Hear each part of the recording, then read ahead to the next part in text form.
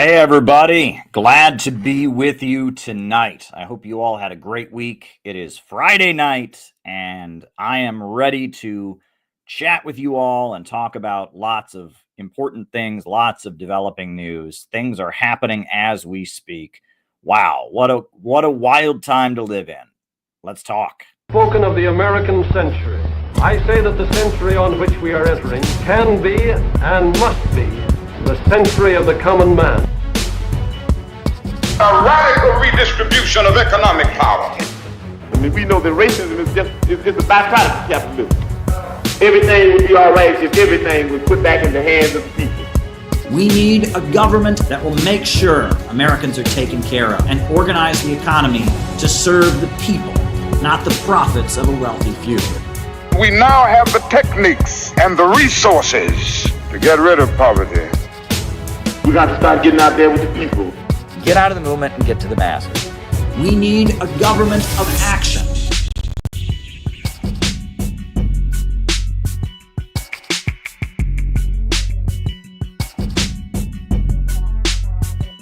Welcome, everybody. We got a lot of interesting and exciting and developing news to talk about tonight. But before we get to that, just remind you the way we do things here. First, I give my opening remarks. That's, you mean just generally talking about whatever it is I want to talk about for the evening. Then from there, we do the roll call, where I call you all out as I see you, names and locations. Then from there, I answer your super chat or Rumble rant questions for the remainder of the show. That is the way that we do the show here. It is a three-part show. First, opening remarks, then roll call, where we find out who is watching, then Q&A, where I answer your questions. Last night, I was very tired. Tonight, I am re-energized. So shoot me some good questions. Get me talking. That is what I am here to do. The Q&A is often the best part of the show. Hit me with your best shot, as they say. Now, a couple quick announcements. The Center for Political Innovation, we are doing amazing work. Our next big event is in the city of Minneapolis. We are headed out to Minneapolis, Minnesota, for an all-day workshop called Do You Believe in Growth? It's going to be awesome. It's going to be great. I am really excited. To tell you the truth, I have actually never been to Minneapolis, the city where the great 1934 Teamsters strike took place. Never been there. The city where there was all kinds of activism during the 1960s and, civil rights activism to integrate the neighborhoods. I've never actually been there, believe it or not. I have never been to Minneapolis. So I am headed to Minneapolis. Peter Coffin is going to be in Minneapolis, and we are going to have an all-day workshop on February 22nd. So if you would like to spend your day with us Saturday in February, go ahead and register for the workshop. It's not a public thing. You have to register, and we'll get back to you after you register. But I'm dropping the link in the chat. Link should be in the description down below. We also got the link in the chat there. I'll put it in the Rumble chat as well. We hope you can join us at the growth workshop, all-day workshop, all about what CPI stands for. Do you believe in growth? There you go. It's Noah's birthday, so he'll probably not be there because he's in Boston. He'll be celebrating his birthday, but we will be in Minneapolis. So, yeah. Join us in Minneapolis on February 22nd. Join the Center for Political Innovation. We would love to have you as a member. And CPI, every morning we have morning messages on the CPI YouTube channel. We are still posting the videos from our great Inauguration Day event. I've been posting the speeches. 2 of them went up today. We had a speech from Noah. We had a speech from Garland Nixon. But we got more speeches to post. Dr. Wilmer Leon, his speech. We got the speech from Jamarl Thomas. Peter Coffin posted his great speech on his own YouTube channel today. Go and check that out. Reverend Milan Stevens' speech will go up tomorrow. Jamal Thomas speech will go up tomorrow. We're gradually posting all the great speeches from the event. I'm working on my own. I always like to add graphics of what I'm talking about, but I'm almost done editing my own. This is a very, very exciting time, and I'm going to get into all the exciting things going on. But our organization is roaring forward. I just got to tell you, we are right at the center of public opinion, and wow. But anyway, I don't want to get ahead of myself. Want to slow down a little bit, not get ahead of myself. But yes, just a quick reminder, the way we do things here: opening remarks, then the roll call, then I answer your questions. So please hit me with your best shot. Ask me some good questions. I am re-energized and ready to answer your super chat questions in the second half of the show. So send me some super chats on YouTube. Send me some Rumble rants on Rumble, and I will do my best to answer your questions. That's the way we do things. So jumping into it, folks, the title of this stream is the Russian President Putin saying that if the election had not been stolen from Donald Trump, the war in Ukraine never would have happened. And we're certainly going to talk about that. There's a lot to say there. I think the Russian president is right. I think the election was stolen. I've said that for a while now. I don't say it exactly the way other people and the way, Trump supporters exactly say it, but I say the election absolutely was stolen. But that's not the biggest news. We're going to get to the biggest news. The biggest news. I am overjoyed to announce to you all, as of a few hours ago, U.S. aid to Ukraine has been suspended, has been frozen. The U.S. government has cut off aid to Ukraine. This is huge. This is huge, huge news. Ukraine aid has been halted for 90 days. No American taxpayer money is going to Ukraine. This is huge, huge, huge, huge, huge. This is amazing. This is utterly, utterly amazing. Marco Rubio, the Secretary of State, came out and he said, right now, starting now for 90 days, there will be no U.S. government aid to any country except Israel. Not thrilled about the Israel part. I think aid to Israel should also be cut off, but no more U.S. aid to Ukraine for at least 90 days. That is utterly amazing. That is huge. That I am blown away. I am utterly blown away. My goodness, Donald Trump's only been in office for 3-4 days. TikTok is back. Ceasefire in Gaza. And now aid to Ukraine is frozen. Damn, I am happy. And we are on fire. We are marching ahead. Our organization has been leading from the front, saying, stop the bombing of Gaza. We have been standing with TikTok and saying that the ban on TikTok is bullshit. And we have been saying, stop funding Ukraine, cut off the money to Ukraine. And now we are being vindicated. We are winning, folks. We are winning. The Center for Political Innovation is in the victory. We are on the winning side. This is utterly amazing. I have never seen anything like this. Forgive me. I am trying to contain my happiness. Exactly. Lawrence Johnson, suck it, Zelensky. This is utterly amazing. There were rumors that this was going to happen.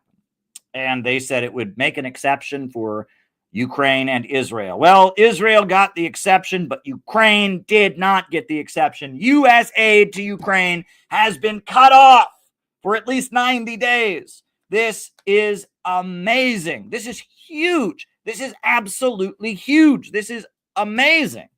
This is utterly, utterly amazing. Do you know how much American taxpayer money has been dumped into that corrupt death machine called Ukraine? And it's stopping. It is halted. This is a victory. I was in touch with Angela McCurdle, the chair of the Libertarian Party. We were texting just now, and I said to her, take credit. You did this with the rage against the war machine protests that you organized in Washington, D.C. You know, we were proud as CPI to be sponsors of those demonstrations. We did it. We did it. We did it. And this is a sign that things in the universe are shifting very, very dramatically. Do you realize that at one point, if you said anything critical of U.S. sending aid to Ukraine, you were labeled as being a Putin puppet? And now, if you're critical of USA sending aid to Ukraine, you are the White House. That's what you are. This is utterly amazing, folks. I have never seen such a dramatic turnaround in Washington. Things are changing. Change is in the air. Change is in the air. They were trying to make it illegal just to call for this, right? They were trying, they raided the home of the Uhuru movement. They put Chairman O'Malley and Penny Hess and Jesse Neville in handcuffs and dragged them into federal court and tried to throw them in prison just for calling for this. And now it's happening. They have cut off aid to Ukraine. This is absolutely amazing. This is huge. This is huge. Do you realize that they raided people's homes and dragged them to jail just for calling for this? And now it's happening. Now it's happening. We are doing it. It's happening. It's happening. Like, this is utterly amazing. Donald Trump is saying that he plans to meet with Russian President Putin to end the war in Ukraine. Zelensky is now saying that he is willing to negotiate a deal to end the war in Ukraine. Russian President Putin says he's willing to meet with Trump to end the war in Ukraine. There's going to be a meeting pretty soon, and this war is going to come to an end. Wow. Wow. This is so big and dramatic, and it's so important, but I got to tell you, folks, it's not the time to quit. This is not the time to quit. Not the time to quit. Folks, we're in the game, right? We have long ago said that we're not going to be reduced to being on the outside and going, oh boy, there's nothing we can do. Oh boy, oh, it's all over. It's corrupt and there's nothing I can do. Bubbity, bubbity, bubbity, boo. You know, that we're not going to do that. And that's what so many people on the internet who agree with us have done, right? They agree with us that aid to Israel and aid to Ukraine should be cut off. They agree with us that there should be a ceasefire in Gaza and stop killing the Palestinians. They agree with us that the corrupt Ukrainian regime shouldn't get our tax money, but they've already surrendered. And they go, oh, bitty boo, bitty boo. Oh, there's nothing we could do. It's all over. Oh, boy. But we haven't done that. We at the Center for Political Innovation have said, no, we're Americans. We are American citizens. And this is at least nominally a democracy. We have a seat at the table, and we want money for jobs and schools and healthcare for Americans, not bombs and tanks and weapons for Ukraine. And we are on the winning team. America agrees with us. The American people agree with us. I just want to quickly, I don't want to spend the whole live stream tooting our own horn, so to speak. But this is so big. I want to show you a little bit of what happened. So you know that there was a huge demonstration in Washington, D.C. against the U.S. funding of Ukraine. I just want to tell you about how the anti-war movement has gone, right? This is an important story, right? So first of all, right, there is all kinds of U.S. military weaponry going into Ukraine, billions and billions of dollars. Plus, the CIA has been in Ukraine training people for this war. And in fact, they've admitted that since 2014, the CIA has been operating in Ukraine, operating out of hotels, operating out of training camps, and they have run all kinds of training camps for the Ukrainian National Guard, for the special Nazi division of the Ukrainian military called the Azov Battalion. You know, so it's really a U.S. war.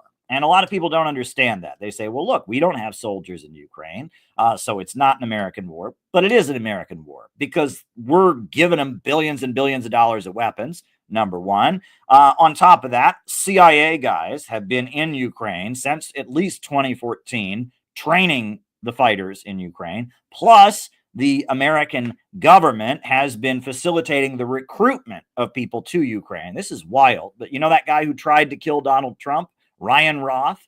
Well, Ryan Roth had just gotten back from Ukraine before he tried to kill President Trump. What was he doing in Ukraine? Well, according to his own account, according to his Twitter and his Facebook, he was working with the U.S. Embassy in Ukraine to get on Facebook and recruit Afghans to go to Ukraine and fight. You can't make this up. The Ukrainiac, Ryan Roth, who tried to murder Donald Trump, was in Ukraine, an American citizen with a long criminal record, was in Ukraine working on Facebook to find Afghans and pay them to come to Ukraine and fight. So it's like there's no American soldiers actually there, but the CIA is there training all the guys, right? Billions of dollars of American taxpayer money and weapons is going into the country. You got the U.S. Embassy having guys that sit around all day trying to recruit people from other countries to go there and fight. It's a U.S. war. That's basically what the U.S. war. It's a U.S. war. And so anyone who tries to tell you it's not a U.S. war, they're wrong. It's absolutely a U.S. war, and billions of dollars. And the money that's getting dumped into Ukraine is not all going to fighting, right? It's getting shoved into the pockets of Ukrainian oligarchs. And that was exposed by journalist Seymour Hersh. He exposed how Zelensky has been handing out that money to his inner circle. The generals are all buying luxury apartments and yachts. It is the biggest scam in history. It is going to be remembered as one of the biggest money laundering operations we have ever seen. And Seymour Hersh has revealed this, and others have been revealing this, that the billions and billions of dollars, 200 billion, 98 billion, I mean, these huge aid packages, they are scraping millions and millions and millions off for themselves. And it is a corrupt scam if there ever has been one.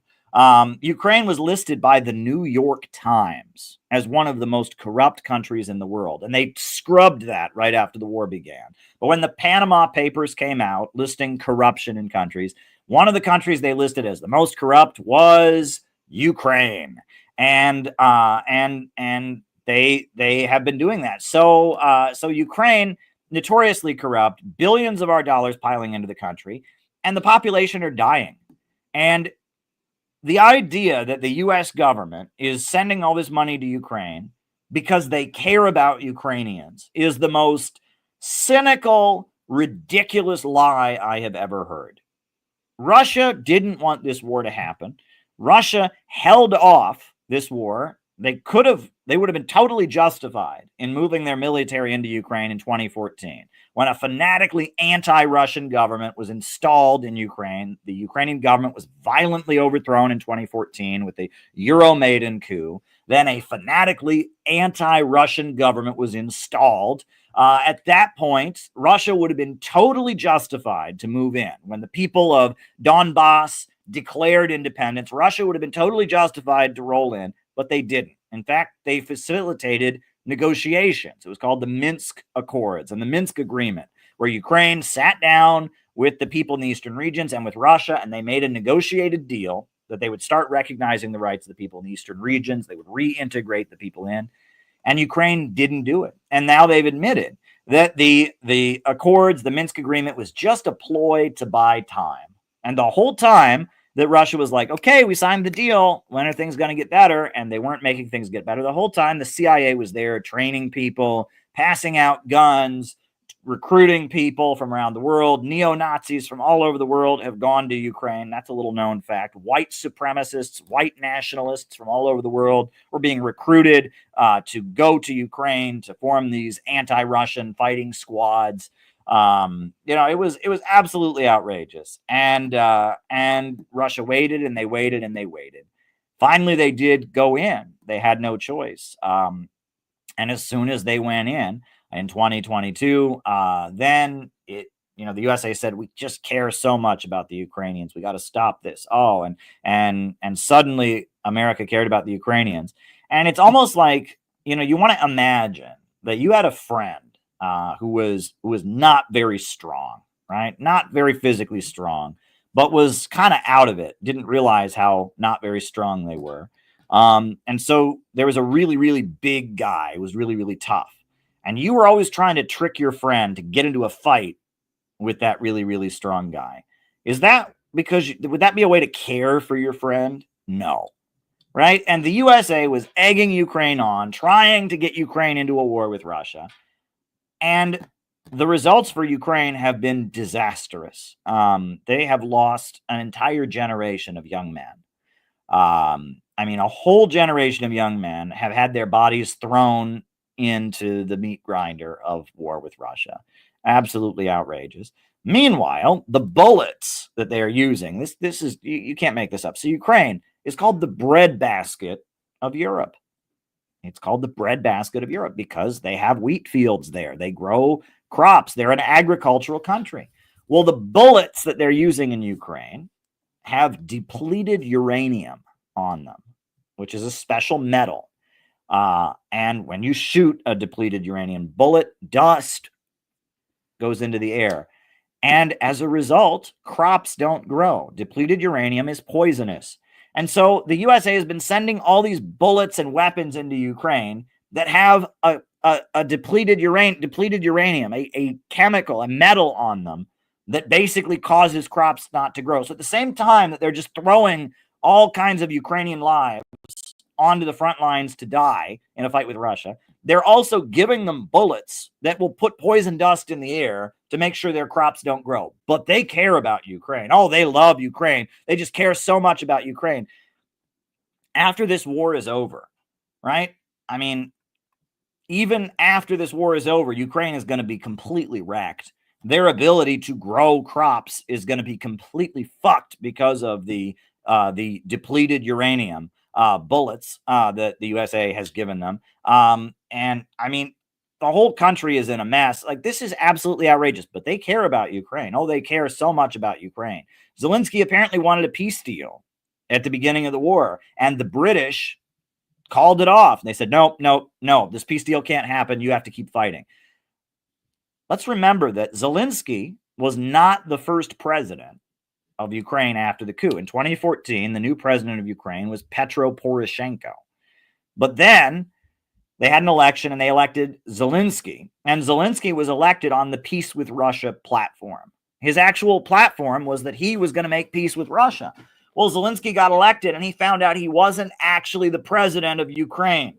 That Ukraine was run by the military, and the military was on the payroll of the United States and directed by the United States. And Zelensky found out, yeah, he could be the front man. He could, pose for pictures, put a military helmet on his head, pose in his T-shirt or whatever, but he wasn't actually in charge. And even though he was elected on a peace platform, he ended up having to lead his country to war because Ukraine is not a sovereign country. That's what drives me absolutely crazy about this narrative. We're told Ukraine is an independent, sovereign country, we're told.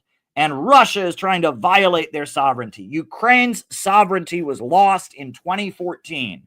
Ukraine has not been sovereign since 2014. Their government was violently overthrown by the United States in 2014. And the people in the eastern regions wanted to break away from that government. And then Ukraine started bombing and killing them. Okay, so the idea that Ukraine is a sovereign country and that Russia is going in there to violate their sovereignty. No, Ukraine's sovereignty has been taken away.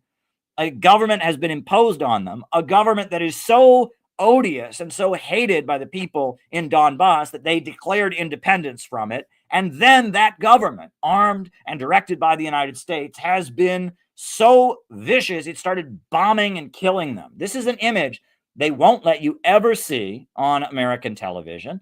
They have even removed the Wikipedia page of this image. And that is why I just can't stop showing this. This is the monument in Donetsk, in Donbass, to all the children who died after the Ukrainian government, backed by the United States, started bombing and killing and murdering people in the eastern regions. These are children CNN does not care about.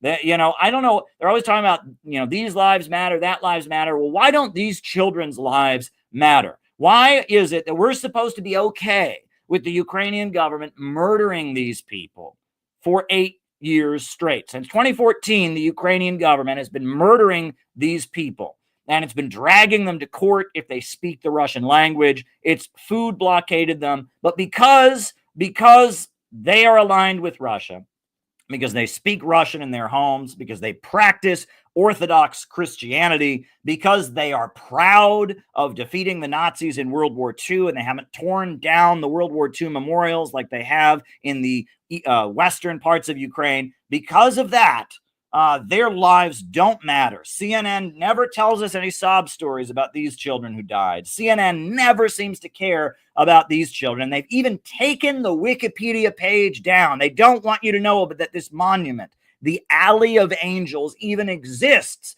That's how much they are trying to erase these people just because they speak Russian, just because they're proud of their heritage, just because they vote for the Communist Party, just because they attend Orthodox church services. It gets outrageous when I listen to CNN.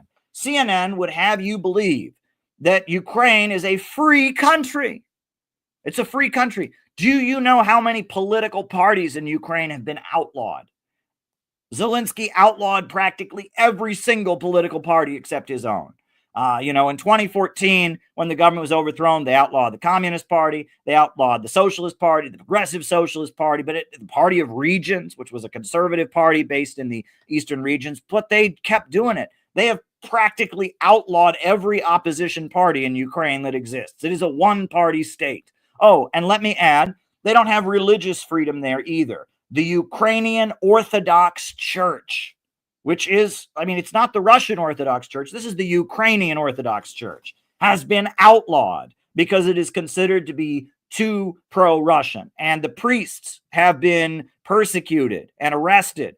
And the government has seized the church property and sold it. This is absolutely outrageous. So the idea that Ukraine is a democracy is completely absurd when all the opposition parties are outlawed, when the biggest religion is outlawed because it's considered to be too pro-Russian. How is Ukraine a democracy? Ukraine is not a sovereign country. Ukraine is not a democratic country. Everything that you have been told about the Ukraine war is a lie, is absolutely a lie. And this lie has cost us billions and billions and billions and billions and billions of our taxpayer dollars, right? It's outrageous. They want us to get mad about food stamps, right? We're supposed to be mad that our tax money goes to pay for food stamps. I don't think there's anything wrong with our tax money going to pay for food stamps. Why? Number one, hungry people need to eat. Low-income children should eat just like high-income children should. Low-income families should have food. Number two, it subsidizes agriculture, right? A big chunk of the American economy is agriculture. And the main reason we have food stamps is not because hungry children need it. That would be nice. It's because it keeps the farming sector of America from going under. The food stamps program was actually started by Henry Wallace, who was the Secretary of Agriculture during the age of Franklin Roosevelt. He eventually became vice president. But he was first the Secretary of Agriculture. And he said, look, we've got all this food that farmers need to sell. We got all these poor people who need to eat. Let's have a program so these people can eat. So I have no problem with our taxpayer money going to food stamps. And if you're mad about taxpayer money going to food stamps, if you're just such a libertarian, you're like, no, those poor people need to get a job and buy their own food, fine.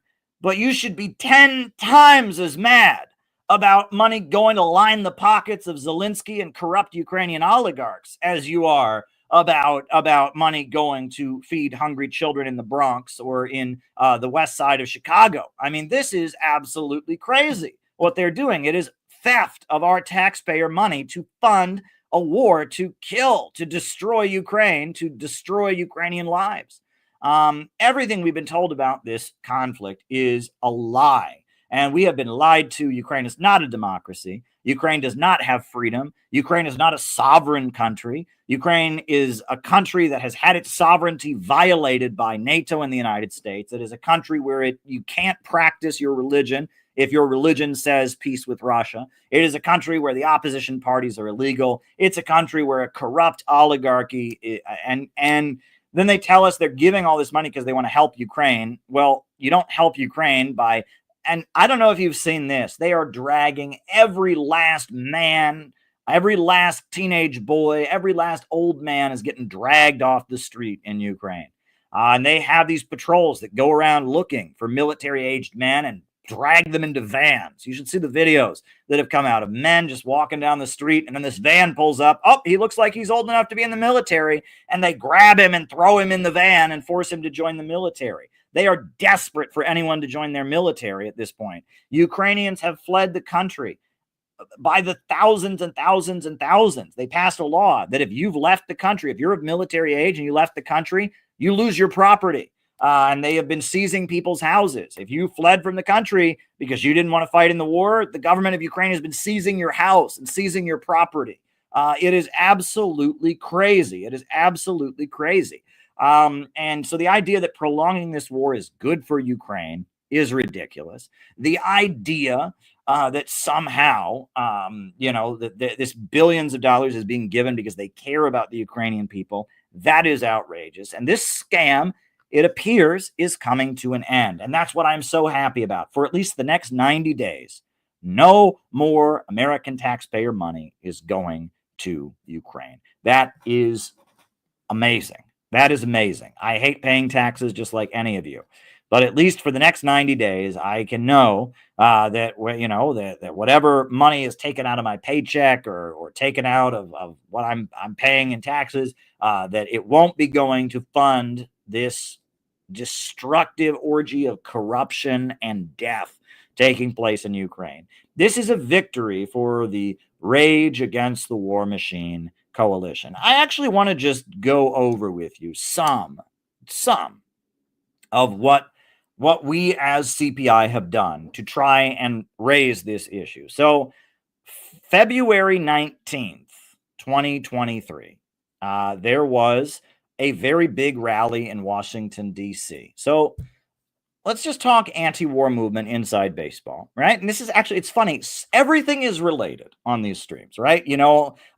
Everything is related. But you all know that we're no big fan. We are not big fans of Brian Becker, right? We do not like Brian Becker. You hear the name Brian Becker, you should go, boo, boo, Brian Becker. We are not big fans of Brian Becker. Why are we not fans of Brian Becker? Well, Brian Becker is a narcissistic asshole who has decided that he is going to be the king of anti-war protests. And this is his cash cow. He is going to be the king of anti-war protests.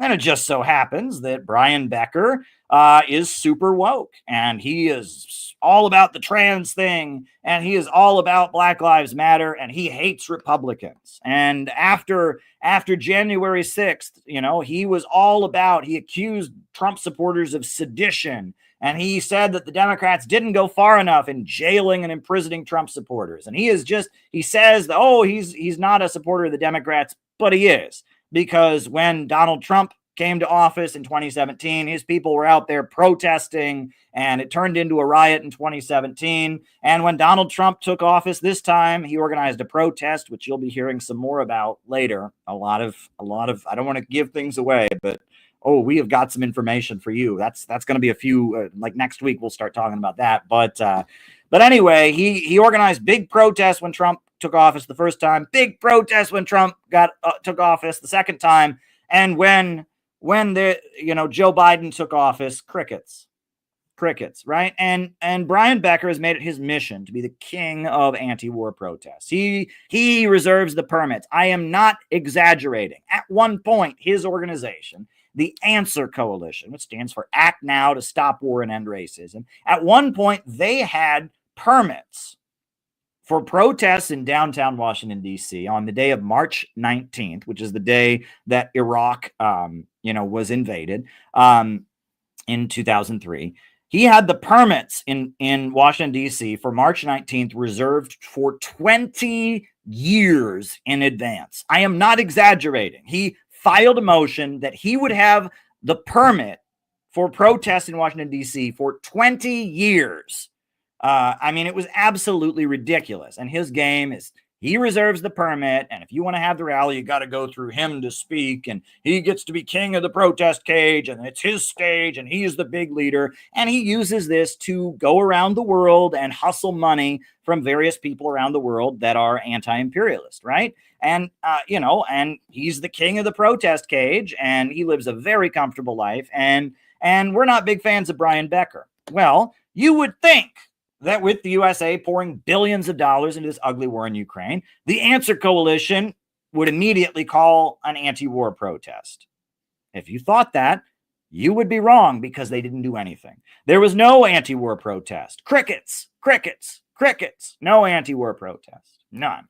And months were going by with no anti-war protests. So finally, the leader of the People's Party, Nick Brana, good friend of mine, the leader of the Libertarian Party, Angela McCurdle, another good friend of mine, they decided, after this had gone on for about a year, that on February 19th, 2023, they were going to call a national anti-war protest called Rage Against the War Machine. And we in CPI, we were all about it. We sent them, we were one of the first people to endorse the march. We gave them thousands of dollars as sponsors. We said, we are all about this. We supported it. And the protest started really gaining momentum. It started really gaining momentum. Members of Congress signed up to speak at it. Dennis Kucinich, who was a Democrat, who is in Ohio, a great anti-war voice for many generations, he signed up to speak at it. Chris Hedges, the great writer, Max Blumenthal signed up to speak at it. Scott Ritter, the great UN weapons inspector, he signed up to speak at it. Tulsi Gabbard, the congresswoman, she signed up to speak at it. And it was amazing because it was a real coalition. Republicans and Democrats together, socialists and communists and Republicans and conservatives and libertarians, all marching together against the war. It was amazing, utterly amazing. Jimmy Dore, how could I forget? Jimmy Dore came out swinging. He was all about Rage Against the War Machine. It was going strong. Garland Nixon was all about it. I mean, it was all of the people that are anti-war, Republicans, conservatives, libertarians, Democrats, socialists, communists. It was going to be a big anti-war rally. And so you would think that Brian Becker would say, wow, well, I support anti-war protests, so this I support. And if you thought that, you would be wrong. You would be wrong. The Rage Against the War Machine protest, I have never seen so much insane pressure placed on an anti-war protest in my life. First of all, Scott Ritter, our good friend, who we look up to, because, he has a bullshit criminal conviction, for a victimless crime. I don't want to get into the details here. He was forced out. He couldn't speak at it. And they did a whole big campaign. Oh my God, Scott Ritter. And so Scott Ritter was forced out. And many of the voices, it's important to note, many of the prominent libertarians, many of the big name social media libertarians who threw a fit and insisted Scott Ritter not get to speak, didn't end up going to the rally. Right? It's kind of interesting. They were so upset about Scott Ritter going to be there that when Scott Ritter pulled out, you'd think they would go to the rally, but they still didn't go to the rally. Very interesting. And then there was all this anger at the fact that, oh my goodness, conservatives were there, right? Cancel culture like crazy. And it was anger that people with different views were there. The people that were LGBT critical were there, or people. And the Answer Coalition joined with this crazy cancel culture campaign against the Rage Against the War Machine. And I have never, to this day, seen anything like it. A couple days before the rally, the Rage Against the War Machine Coalition, they had .com. They made a fake website for it. I kid you not. Somebody made a fake website for Rage Against the War Machine and baited them over. It had a profile of everyone. Keep in mind, I didn't even speak at the rally, right? We were sponsors of CPI. We didn't take the stage because we had an after party, right? We supported it. We financially donated to it. Our members went to it and handed out leaflets. And then we had a reception afterwards. And I'll get to that because that was very, very cool. But I didn't even speak at it. But my name was on the website, and it's, this rally is associated with Caleb Maupin, who believes in a violent form of Leninism. I don't know what a violent form of Leninism is. I'm always promoting a peaceful transition. But, Caleb Maupin, who works for Alexander Dugin, is supporting this rally and blah, blah, blah, blah, blah. I mean, I have never seen anything like it. I mean, they went all out against Rage Against the War Machine. And there were all kinds of podcasts and websites, and every communist group in the world put out denunciation of the rally. My personal favorite, Jason Unruhe, Maoist Rebel News. He made, I kid you not, he made a video calling it a right-wing terrorist gathering. And it was put out there that if you go to this rally, you're a pedophile. If you go to this rally, you're a neo-Nazi. And they just amped up the hostility to the Rage Against the War Machine rally. I have never seen it. And if you have any doubts that this bullshit internet cancel culture is a CIA operation, that should be the proof right there, because I have never seen anything like it. But regardless, we didn't back out. We were proud to support it, and we love Scott Ritter.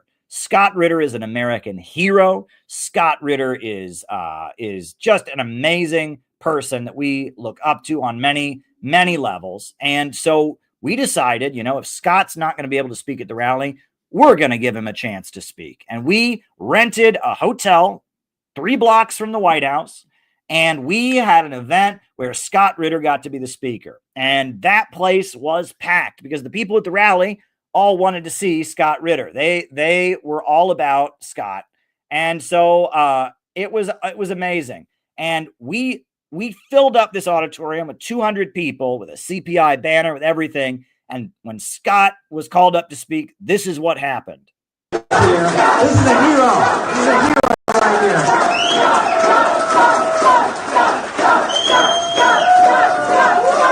We love you, Scott. We love you. Go ahead and give us your words. Thank you. Go ahead. Thank you. Well, thank you very much. To be honest, I thought I was just coming here to a reception to say hi to people, and speaking is hopefully it's a bonus. Yeah, we did that. We did that. It was utterly amazing. Utterly amazing. So after the Rage Against the War Machine rally happened, and it was some people say it was 5,000 people. Some people say 3,000, but it was significant. I've heard even some people even estimate it was up to 10,000. It was a large rally. A month later, the Brian Becker Answer Coalition, they had to have a rally. They'd been shown up. So a month later, they had their own pathetic rally, their own woke rally. There was about 900 people there. And then they gathered a bunch of people the next day to hear Noam Chomsky in a church. And so they at first they didn't even want to protest it because Putin's right wing and we like the Democrats. So about a month later, PSL had their own little rally. It was very small.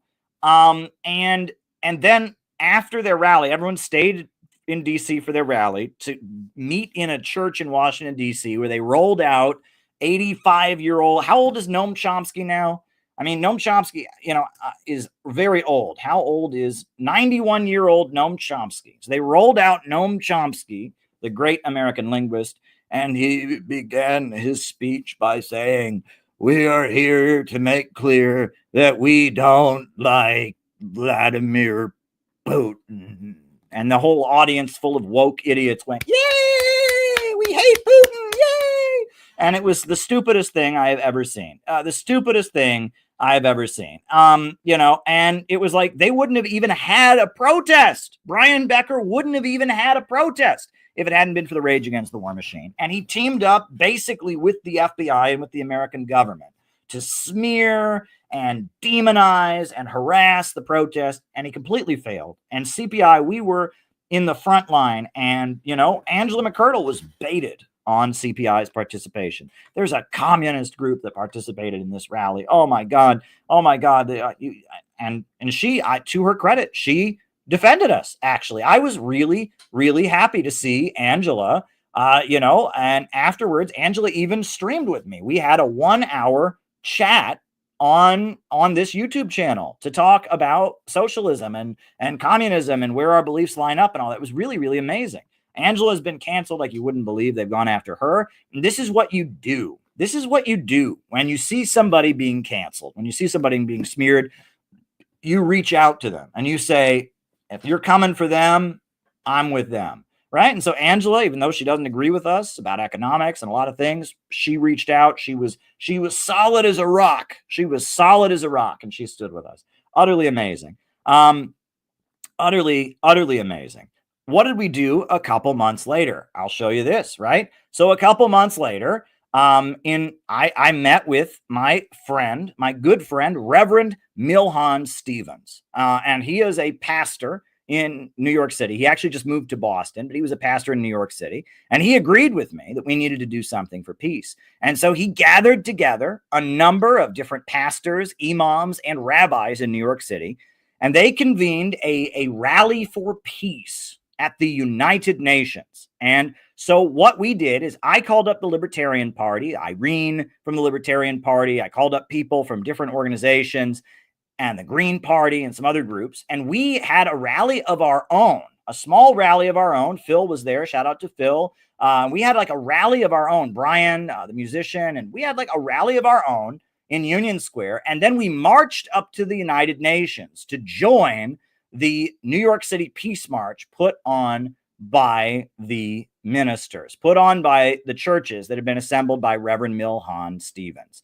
And we did that, and it was beautiful. And so there was this big rally for peace. And one of the amazing things, this rally for peace that was a religious rally with imams, rabbis, and pastors, put on, really basically convened by Reverend Milhan Stevens and the Manhattan Family Church. They invited a lot of different, allied religious groups and friends. But one of the beautiful things is they actually had a priest from the Ukrainian Orthodox Church speak at the rally. Can you believe this? That the church that's being persecuted, they gave them a platform, and a Ukrainian Orthodox priest spoke. But anyway, we took our rally. We marched 20 blocks up the streets, and this was our entrance to the New York City Peace March. This was the Rage Against the War Machine Center for Political Innovation march into the rally. With Russia, peace with China, peace with Russia, peace with China. It's time to stand for peace here at the United Nations. We are marching up to the religious rally. Russia and China are not our enemy. Peace with Russia, peace with China, peace with Russia. Peace with China. Peace with Russia. Peace with China. Peace with Russia. Peace with China. Peace with Russia. Peace with China. Peace with Russia. Peace with China. Peace with Russia. Peace with China. Peace with Russia. Peace with China. It was amazing. It was utterly amazing. And so that was just a couple months later. And we have been beating this drum the whole time. We have been saying, cut off the funding for Ukraine. And the American people overwhelmingly agree with us, according to every poll. Now, anyway, I am just elated, absolutely elated and happy that there is a freezing of Ukraine aid. I'm very happy. This is something we've been organizing around. If you organize and you give voice to public opinion, you can change the world.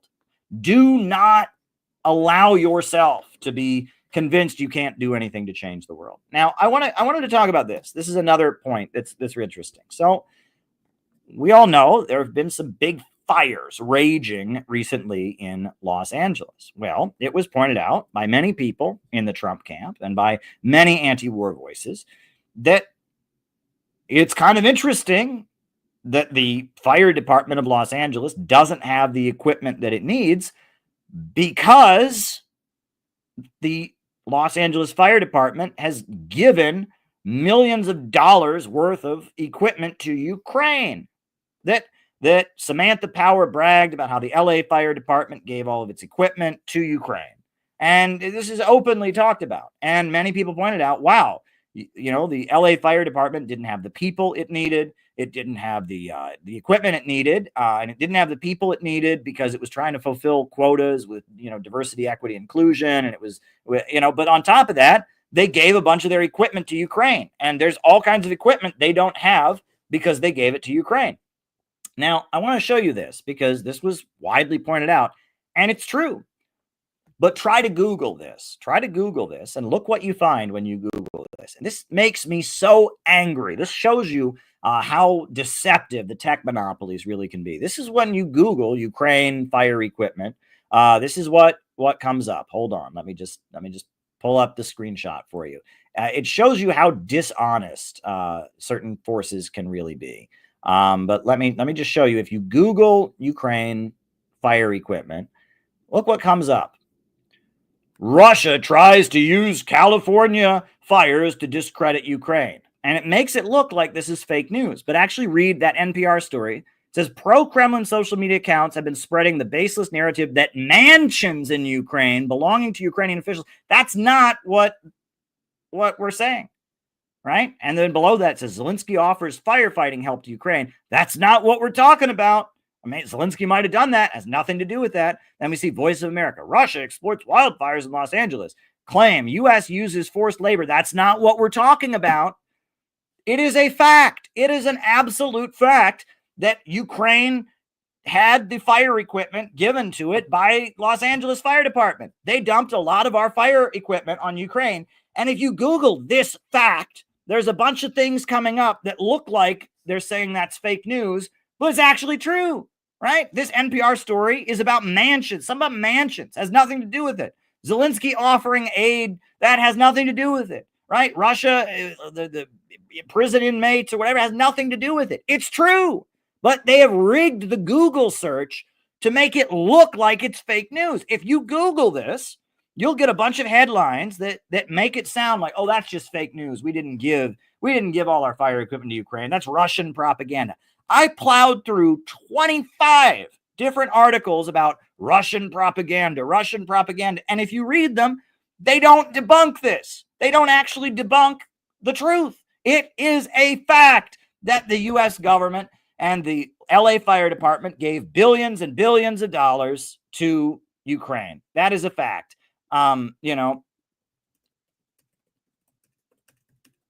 is a fact that our equipment, that the equipment that should have been available to help people in LA was given away to Ukraine. That is a fact, and they are obscuring the facts. And this is absolutely infuriating. It's absolutely infuriating. Absolutely infuriating. Absolutely infuriating. So the fact that they're covering this up, right? It's absolutely crazy. Absolutely crazy. Shout out to Garland. Garland is our good friend here. We love Garland. Garland gave a great speech at the recent CPI event. We posted it today. It was absolutely awesome. It's always a pleasure to interact and see Garland. Absolutely a pleasure. So, but anyway, so now I want to get to what was actually the topic of this stream. Before I found out about the freeze in aid to Ukraine, I want to talk about what I actually came in to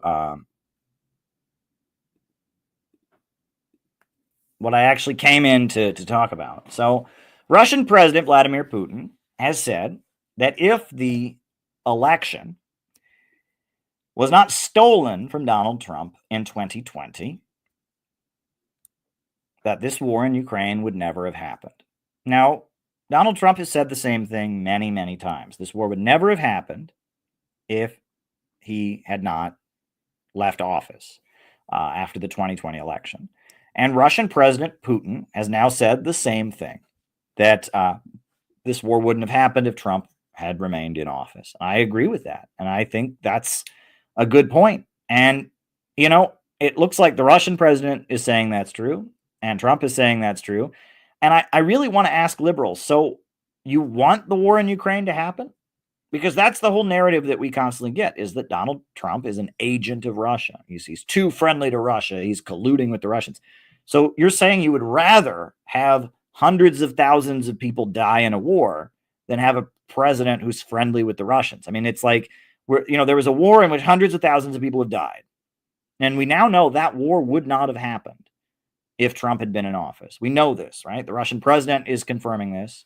And now we're also finding out that, that Trump has been saying it for so long. And so at this point, so you would rather have a war in which hundreds of thousands of people die. You'd rather have that war happen than have a president who's too friendly with Russia. That's basically what you're saying. But that said, was the 2020 presidential election stolen? Absolutely, it was stolen. And, you don't have to talk about fake mail-in ballots and all of that, right? I'm not sure of all of that stuff. right? There's some of the stuff that was said by, when they claimed Venezuela and China, and all of that. Some of that stuff doesn't add up. I'll just be honest with you. Some of that stuff that was said by Rudy Giuliani, some of that is bullshit. But here is how the 2020 election was stolen. It was stolen because of the Hunter Biden laptop scandal. Just before the election, Hunter Biden's laptop was made public, and all kinds of things that were on the laptop of the son of Joe Biden were given to the media. Right? Joe Biden had taken his computer to a laptop repair place, and the laptop repair place found videos of him smoking crack and videos of him having sex with prostitutes and videos of him doing shady business with Ukrainian companies and documents. And they call it there's actually a book, The Laptop from Hell, and you can read all of the illegal things that Hunter Biden was involved in. All the emails talking about the big guy, i.e. his dad, Joe Biden, and shaking people down for money, all this stuff. And it was right there on the laptop. And after this was made available to the New York Post, which is a major newspaper in New York City, the New York Post, the FBI went around to Twitter and to Facebook and said, don't allow anyone to share this story. And then 50 former CIA and intelligence officials signed a document. Saying that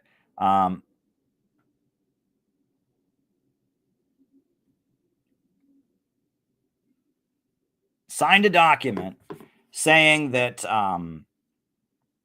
that the Hunter Biden laptop story was Russian propaganda. And that's what Joe Biden said during the debate. And he was backed up. You had 50 former CIA, FBI guys who signed all of them had security clearances. And they said, yes, it's Russian propaganda. It's not true. The Hunter Biden laptop isn't real. 50 of them. And they signed this ad, and it's like, geez, if John Brennan, the former head of the CIA, said it's true, and if the former head of the FBI and the former CIA and Mike Pompeo and all these people are saying that that the Hunter Biden laptop story is not real, well, I guess it must be Russian propaganda. Well, what do we know now? We now know the New York Times came out 2 years later, and they said, yeah, the Hunter Biden laptop story was 100% true. And Facebook has actually apologized for cooperating with the FBI to suppress the story. So when you have a major news item about one of the candidates get suppressed, and you have the CIA and the FBI going around and telling people, don't believe this news story, it's Russian propaganda, when it wasn't, that's not a fair election, right? That is meddling in the elections. There was meddling in the elections by the CIA and by the FBI. And they went out of their way to suppress. And that is why I am absolutely delighted. It's like, again, we're only 4 days into Donald Trump's presidency. Mike Pompeo has been stripped of his security clearances. John Brennan has been stripped of his security clearance. Donald Trump has stripped every one of the assholes who signed that lying document and said that the Hunter Biden laptop scandal wasn't true. He has stripped them of their security clearances. It's amazing. This is like a revolution. And so all of the people who lied to us and told us that the Hunter Biden laptop wasn't real when it was, they've all been stripped of their security clearances. This is crazy. But was the election stolen from Donald Trump? Absolutely, it was stolen from him. And that's not the only way it was stolen from them. I did a story for RT right after the election about the Native Voter Project in Nevada. And you want to talk about illegal? It was absolutely illegal. Folks, it is illegal in every state in this country to pay or financially compensate anyone for voting. Did you know that? I mean, it should be obvious. But if you walk around saying, hey, anyone here can vote, I'll give you $10 if you vote. I'll give $10. That's illegal. That's called vote buying, right? You cannot incentivize anyone to vote. Why? Because it's obviously you're not just incentivizing them to vote, you're encouraging them to vote for one person, right? You cannot give anyone anything to vote. That is illegal. It is illegal to give people cash incentives, give them prizes, give them anything to vote. That's illegal. Well, in Nevada, which is a swing state, that went on. There was something called the Native Voter Project, the Nevada Native Voter Project. You can't make this up. Google the Nevada Native Voter Project. Nevada Native Voter Project.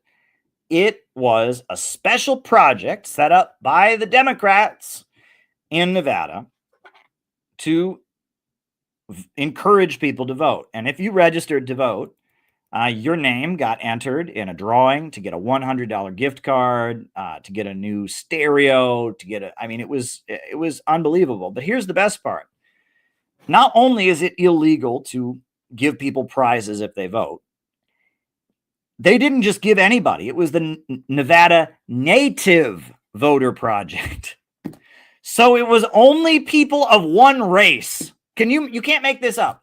They were already encouraging people to vote by entering their names in raffles and all of this, but they made it especially for one race. There's this great group of people, Native Americans, who don't vote very much. So we're going to have a special project that if you are of a certain race and you vote, we give you a prize. That is so unbelievably illegal. You can't make it up, right? It is absolutely illegal. The Nevada Native Voter Project was completely illegal. It was the Democrats buying votes from Native Americans. Native Americans don't vote for a lot of obvious reasons. Voter turnout among Native Americans is pretty low. But when they do vote, they tend to vote for the Democrats. And so the Democrats of Nevada had a program to basically incentivize with cash money and all this stuff Native Americans to vote. Unbelievable. I mean, absolutely unbelievable what they were doing. I mean, it was totally illegal. So if you think about the Nevada Native Voter Project, if you think about the Hunter Biden laptop story, I mean, at that point, it looks to me like the 2020 election was stolen. Now, a lot of people asked questions about the mail-in ballots, right? And that, because of the pandemic, a lot of people were voting by mail and not voting in person. And there was questions about, were these ballots tampered with? And we don't know. All right. And that I don't know about. And then the electronic voting machines thing, I don't buy that at all. What Rudy Giuliani said about, this guy who used to be Hugo Chavez's bodyguard, who says that Venezuela and China hacked into the voting, I don't buy that. Nah, not buying it, right? I do not trust that guy. That former bodyguard of Hugo Chavez, that guy is CIA, right? That guy has fled Venezuela, and he is against the Venezuelan government, and he's just an anti-communist right-wing activist. He has no knowledge of what the Venezuelan government does with their voting machines ever since he fled. The idea, he's saying, oh, yeah, Hugo Chavez, I know, I used to be Hugo Chavez's bodyguard, and, Venezuela and China teamed up to rig. No, they don't. No, they don't. No, they don't. No, they don't. Right? And so I'm not buying I'm curious. Now, Georgia. Right. A lot of people ask questions about Georgia, and there is still a lot of questions about the Georgia election system. And Cynthia McKinney, Congresswoman Cynthia McKinney, good friend of mine, worked with her in Russia. She has maintained that the election system in Georgia is completely rigged, and she believes that it was rigged against her and it was rigged against Donald Trump. But she's a lifelong Democrat. She was a Democrat member of Congress from Atlanta for a long time. And we've had Candace Taylor on this channel before, a very prominent Republican activist in the state of Georgia. And she has been very heavily involved in voter fraud investigations in the state of Georgia. So I'm not ruling it out. I am not ruling out voter fraud in the state of Georgia. The mail-in ballot thing, all of that. But the way that the election was very clearly stolen, number one, was the Hunter Biden laptop scandal. And there's been polls that Americans have said if they had known about the Hunter Biden laptop scandal, and if they had known it was not Russian propaganda, they wouldn't have voted for Biden. So Biden wouldn't have won the 2020 election if the FBI and CIA had not teamed up to do that, number one. And then there's things like the Native Voter Project, and it all kind of adds up. And I think Putin is right, and I think Trump is right. And I mean, and the fact that this war wouldn't have happened, this war would not have happened if Donald Trump had won the last election. That's really, really heavy, right? I got to tell you, folks, as much as, look, there are things Trump is doing that I'm not thrilled about, right? I'll be honest with you, right? You know, I mean, why is Israel exempted here? That's not good, right? And I mean, there's plenty that we can be critical of Trump on. But the fact is that if Trump had won the 2020 election, there would have been, no war in Ukraine. Think about that. Hundreds of thousands of people who are dead now would be alive if the election had not been rigged against Donald Trump in 2020. Why are there no arrests for rigging the election in 2020? Why aren't there any arrests? They didn't arrest the people who rigged our election in 2020. They arrested the people who went and protested about it.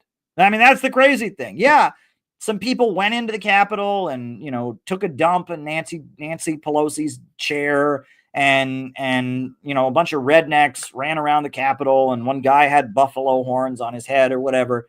But they arrested the people who protested against the election being stolen. They did not arrest the people who actually stole the election, right? Those 50 former intelligence officials who suppressed the Hunter Biden laptop story when they knew it was true. And they signed this ad saying it was Russian propaganda when they knew it was true. They're the ones who should be arrested. They're the ones who should be arrested. And the fact that Donald Trump has freed the January 6th inmates, I have said over and over and over again, I have called for that. We have called for a blanket amnesty for all the January 6th inmates, not because we endorse what all of them did. Some of them did things that were not okay, right? The assaults on police officers, vandalism of public property. I don't endorse a lot of what those folks did, but a lot of those people weren't doing anything. Right? A lot of them just walked in and the police were escorting them and acting like they're tour guides. And then, a month later, the FBI shows up at their house and they go to prison for years. That's not right. But that said, there were a number of people on January 6th who did things they shouldn't have done. But the fact that our federal agencies were heavily involved in making that happen, that right there says that there should be a blanket amnesty, right? Until they start jailing FBI agents for leaving the doors open. It just makes you angry, right? They're trying to play this game. They're fighting against conspiracy theories. They want to outlaw conspiracy theories, right? Until December of last year, they were constantly saying that anyone who said the FBI staged January 6th, anyone who said that was a conspiracy theorist. And then just as Biden's leaving office, they say, oh yeah, it's actually true. 26 FBI assets went into the Capitol on January 6th. 26, not one, not two, 26 FBI agents, FBI assets, people that were working for the FBI were involved in the Capitol riot. 26 of them. And again, is there any apology? They called us conspiracy theorists for saying that. They mocked us for saying it. And now it's all true, right? So, I mean, we are heading to a very wild political situation right now in America. That's all that I can say. And right now, Donald Trump is doing a great job. Not saying that everything he's doing. I'm sure if you sat there and went over all of those executive orders, I could go over. There's plenty of them that I disagree with. But right now, Donald Trump is doing a heck of a job. Donald Trump has brought a ceasefire in Gaza. Donald Trump has brought back TikTok. Donald Trump has frozen aid to Ukraine, 90-day freeze in aid to Ukraine. Donald Trump has declassified the FBI files on Martin Luther King Jr., RFK, and JFK. Donald Trump is doing a heck of a job. He has stripped the security clearance of Mike Pompeo. He's stripped the security clearance of all the people that were involved in the Hunter Biden laptop scandal. He has released and pardoned the January 6th defendants. I'm all about it. He is doing a great job. I salute you, Donald Trump. You are doing a great job right now. So far, the things that I agree with far outweigh the things I do not agree with. And the next thing is we can't give up. Now, right now, I'm seeing that if the vote were taken today, Nancy Pelosi, or I'm sorry, not Nancy Pelosi, if the vote were taken today, Tulsi Gabbard wouldn't be confirmed. She's 3 votes short. We absolutely need to go full speed ahead in supporting Tulsi Gabbard. She's very, very close. She's very, very close. And if Tulsi Gabbard can be the CIA director, that'll mean the end of the war in Ukraine, right? If she's writing the intelligence briefings for Donald Trump, Tulsi Gabbard, who's been outspoken, we need Tulsi Gabbard to be the director of national intelligence. Yes, I know that she's pro-Israel. That sucks. Yes, I know that she recently changed her position on the warrantless wiretapping. That sucks. I don't care. We need Tulsi Gabbard to be the intelligence director, and we cannot give up. And I got to tell you also, if a peace deal is in the works, the Ukrainians are going to go crazy, and the mainstream media is going to go crazy. And it is going to be our job to push back against this. It is going to be our job to say, no, sign that peace deal. Sign that peace deal. That is going to be our job. We have got to be all over that, right? I have got to tell you, if I've learned anything in being in CPI, it's that we have the right. We can be part of history. We can be part of history, and we do not give that up. You are living right now in America. You are a living, breathing human being. You have the right to stand up and try to change the world. You have the right to do it, and don't give that up. Do not give that up. Don't do it. You have the right to intervene in history, and we can make a difference. We have already made a difference. What we did with Rage Against the War Machine, what we did with the New York City Peace March. We are changing the course of history, folks. We're doing it. Don't give up your right to do it. Don't fall for the internet psyop of, oh, blah, blah, blah, blah, blah, there's nothing I can do. Blah, blah, blah, blah, blah. They're all the same. Donald Trump is a Zionist. Blah, blah, blah, blah, blah. Don't do it. We are on a winning streak right now. Don't give up. Let's all speed ahead. It's time to join the Center for Political Innovation. It's time to get involved in our activities. It is time, I am saying we have got to get a petition on our website supporting Tulsi Gabbard. I am all over it. We need to do that immediately. On top of that, we need to amplify our message. And the second that there's a peace deal, we need to come out swinging as loudly as possible in support of that peace deal. Because until the ink is dry on that peace deal, until the guns stop, until there's a new border drawn that Russia and Ukraine can agree to, I am not going to rest. We can't stop now. We have got to move forward. Anti-imperialism, opposing the danger of a new world war, opposing the emerging low-wage police state. Now is the time to go full speed ahead. Now is the time to go full speed ahead. We've got to go full speed ahead, right? The FBI is taking a beating right now. Kash Patel is running the FBI, and they just stripped the security clearances of all the people that were involved in covering up Hunter Biden's laptop. The CIA is taking a beating right now. Mike Pompeo has lost his security clearance. I mean, this is utterly amazing. They have cut off aid to Ukraine for 90 days. Now we have got to go full speed ahead, pedal to the metal. Now is not the time to back down. We are winning. We are marching forward. It is time to do it. It is time to do it. So let's do it, folks. Let's do it. Let's dare to struggle. Let's dare to win. The second half of the show is me answering your super chat questions. So let's do the roll call. And then I will answer your super chat questions. Names and locations. Who is with us tonight? Names and locations. Who's with us? Who is with us tonight? Names and locations. Who is with us tonight? We got Jacob in Wisconsin. Welcome, Jacob. Cameron in New Hampshire. Welcome, Cameron. John McCarthy in Chicago. Welcome, John. Lawrence Johnson in Chicago. Boston, Noah Shank, JT24 in Mississippi, Bob in Troy, New York, Jenny in Cincinnati, Courtney in Virginia, Ian Chester in England, Gabby in Chicago, Raphael in the United Kingdom, Carter in Minnesota, Bella in Mexico, Twitter banned me after posts, Rice from Adelaide, Australia, Sydney, Australia, St. David's, Bermuda, Tony in Tasmania, Dan in Los Angeles, who's doing great work, great reporting, Anthony in Detroit, David Fox, our good friend out in Bendigo, Australia, Al in London is with us, Ryan in Kansas City is with us, William and Gavin in the USA, and Jim in Chicago, and South USA, Alex in Brazil, Phil in Brooklyn, Brooklyn in the house, Auckland, New Zealand, Ed in Louisville, Chris in Salt Lake City, Balthazar in Oakland, John Celeste in Buffalo, New York. Welcome, welcome, welcome.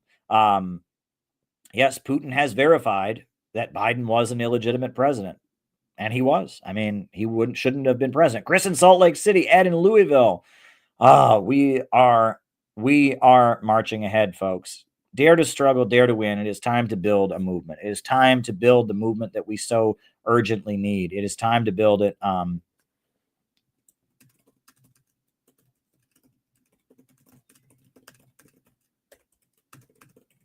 Hold on. All righty. All right.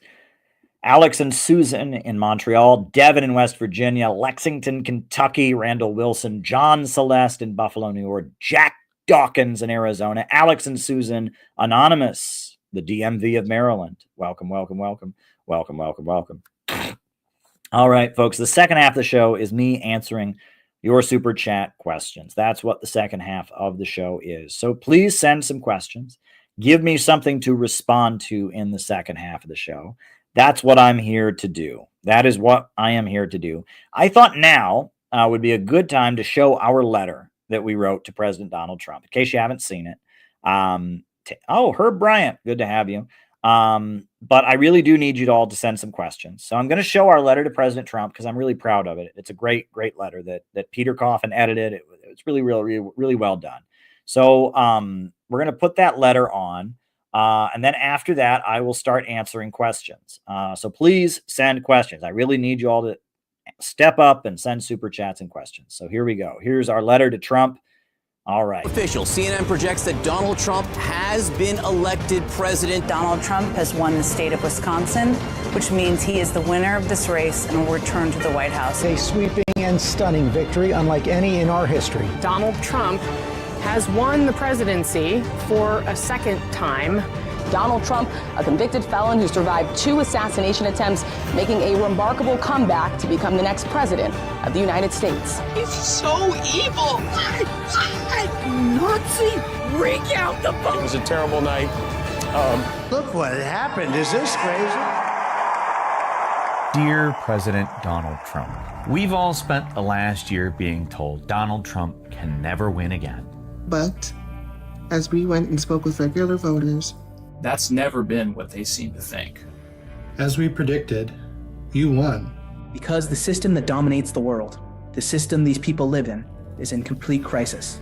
Imperialism, the old order of the world ruled by big banks and monopolies, is becoming more unstable by the day.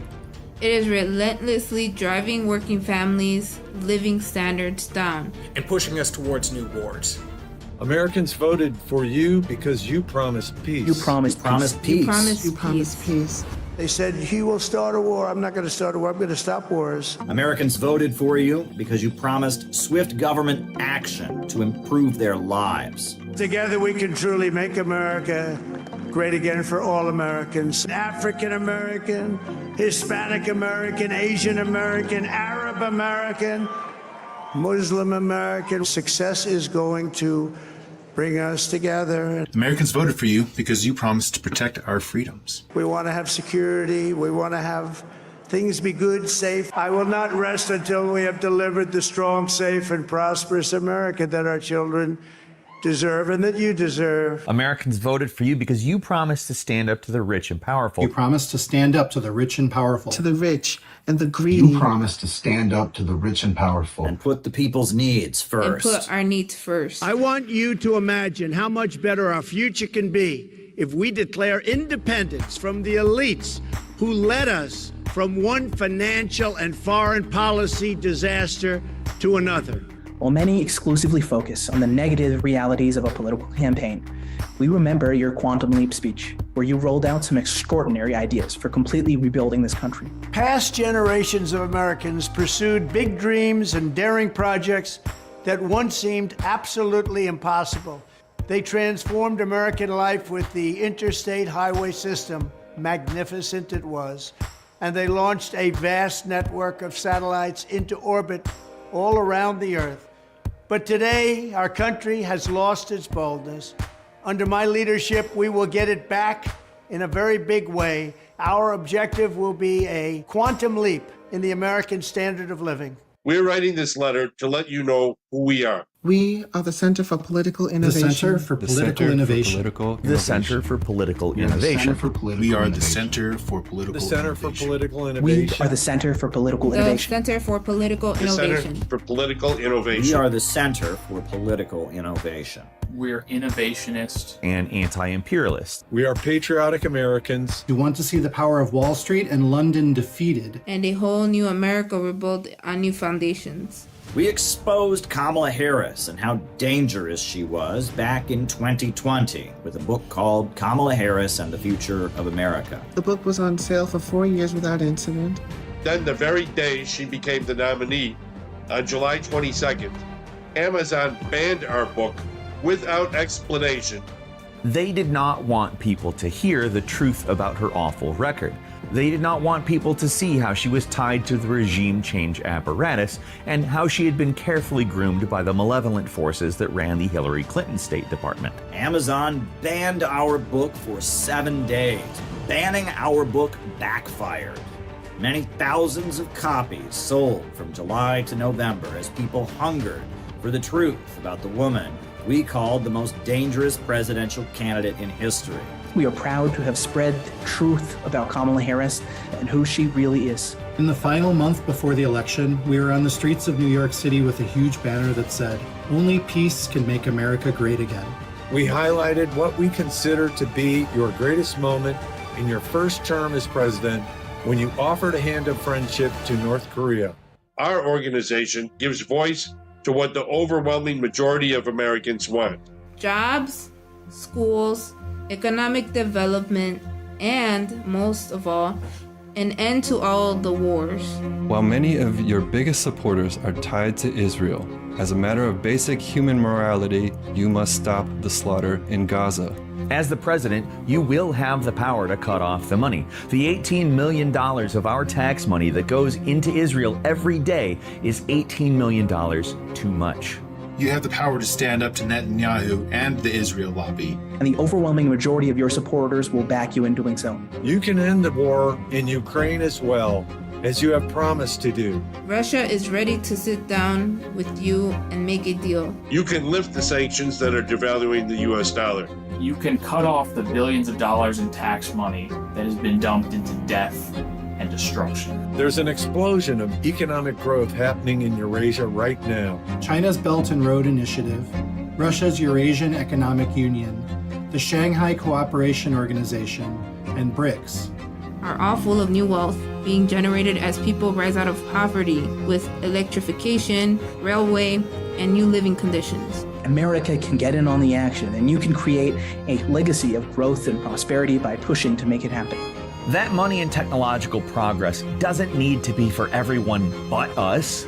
A share can come to our communities across the heartland and south that have been devastated by the globalist monopolies. America can join the new world of growth and optimism and leave behind the dying world of globalist bankers. A big step toward making that happen would be fulfilling the vision first put forward by one of Abraham Lincoln's advisors.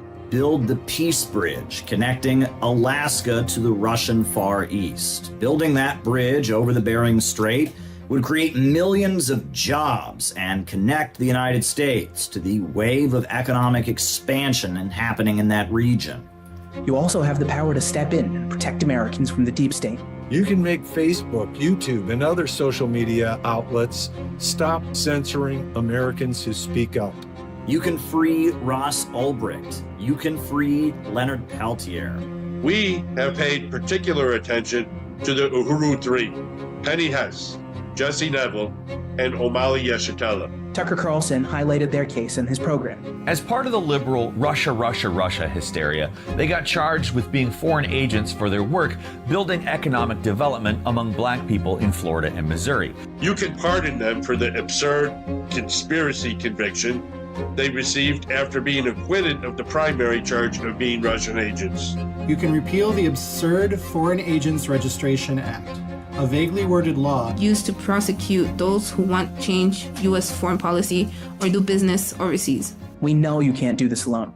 If you do, as you have promised, and clash with the deep state and the big monopolies, you'll soon realize that there is one ally you desperately need: the American people. The bulk of the population, those who voted for you because they just can't take it anymore, need to be pushed into action. The American people are like a sleeping lion that can awaken and roar louder than ever when the time is right. The country needs a mass movement. It's happened before, and it will happen again. We defeated the British Empire. We smashed the slavocracy of plantation owners. We built the labor unions and won women the right to vote. We ended the Vietnam War, and we destroyed legal segregation. The changes that the overwhelming majority of the American people want will not come about as a result of some savior in the White House. No matter how adept of a political leader you might be. The masses of people in their millions are the makers of history. And it will take an upsurge of democratic participation to bring about what this country really needs. A government of action. A government of action. A government of action. A government of action. A government of action. A government of action. A government of action. To fight for working families. You are in a very important position as arguably the most powerful person in the world right now. President of the United States. We urge you to stop the emerging low-wage police state. We urge you to stop the march towards World War III. We urge you to help energize and mobilize a population to assert their will over the greed of the rich and powerful. We're building a movement of anti-imperialists here in America. People who love their neighborhoods, cities, and communities and see that protecting them is more urgent now than ever. We consistently look to the future optimistically and see many promising possibilities in your re-election. However, as with all politicians, especially presidents, we cannot and will not offer blind support. Our goals are peace and prosperity for all, and we won't hesitate to criticize you if you stand in the way. Millions and millions of working families are counting on you, Donald. Not just here in the U.S., but around the world. Find the strength within yourself and your relationship with God to be the hero the world desperately needs. It may not be your first instinct, and it may even fly in the face of much of what you've said, believed, and even promised. But it is a surefire way to find your name imprinted in the history books for centuries. We train our members to understand the world and how it works. More importantly, how to change things. You will hear a lot from us in the next 4 years. And if and when you stand up to the forces of darkness and empire, we will always have your back. See you at the inauguration.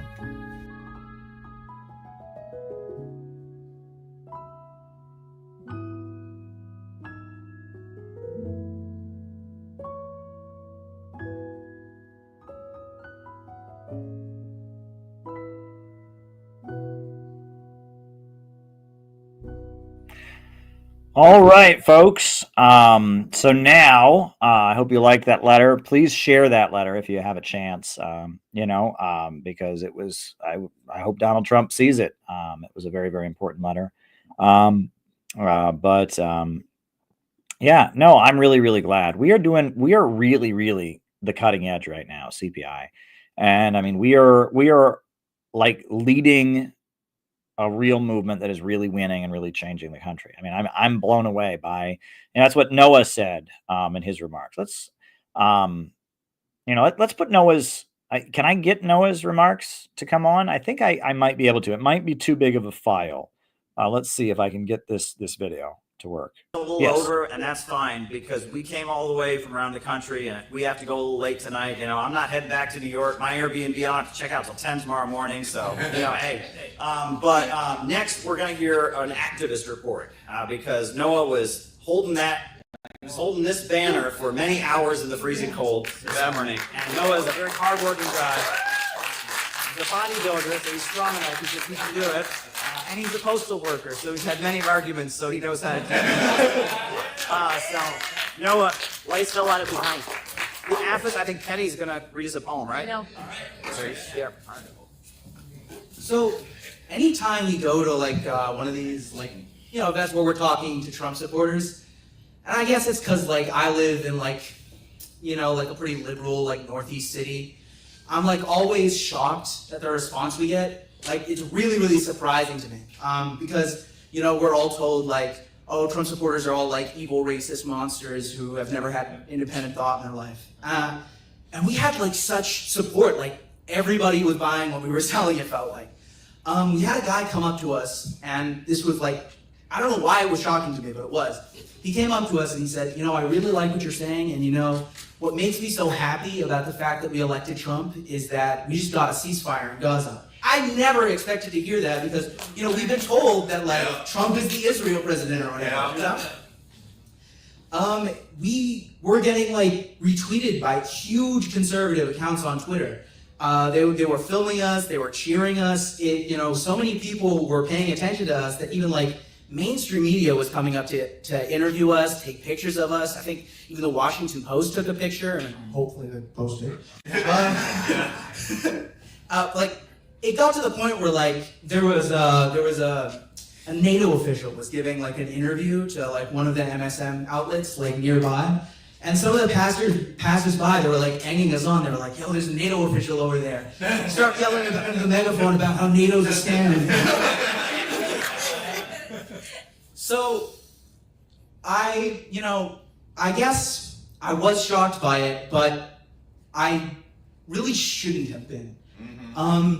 And I was thinking about, why it is that we got all the support it is, and beyond all the things you guys were saying about how, the economy's shit, and people are tired of the wars, et cetera, et cetera.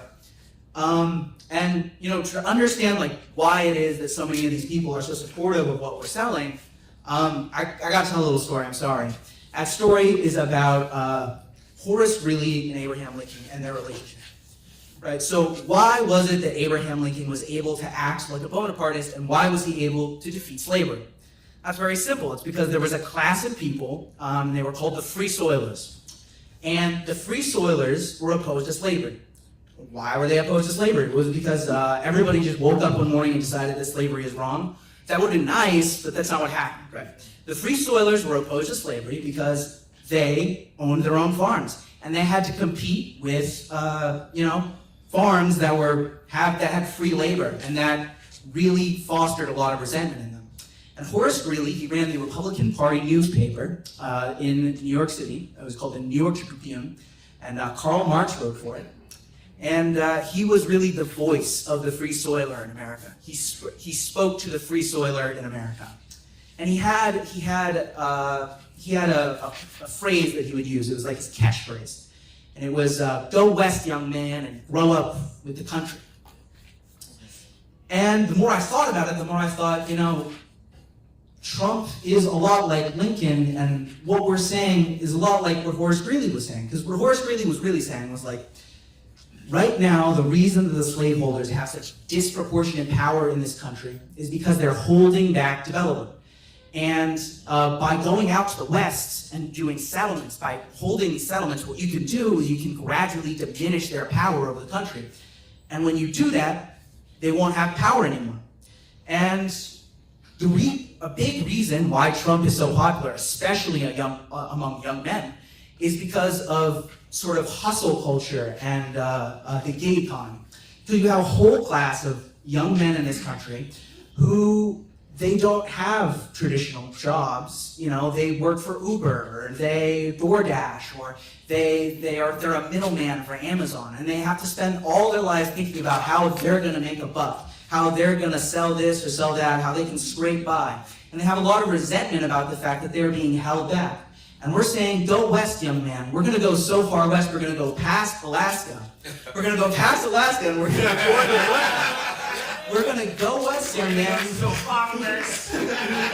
We're going to go west, young man, and we're going to grow up with the world, with the BRICS economy. And that speaks to them because that's how you diminish their power. So before I get done, I know I've been rambling, but so we had a lot of speakers talk about how hard it was to do this, and that's important to say because there are a lot of people that think that this stuff happens magically, and it does. Yes. It takes a lot of hard work from a lot of dedicated people. But what really makes me angry, I guess, when I do sort of this stuff is how easy it is. Like,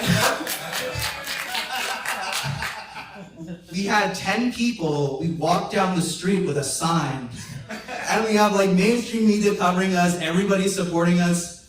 And what is the so-called anti-imperialists in this country doing? We have way more money, we have way more funding, they're joining in with the anti-Trump hysteria. Like, think about what we could do, and we are so small, we do so much. Peter mentioned like Caleb's end of the year report. If you watch it, it's just thing after thing after thing. CCI did this, we did that, and it's a lot.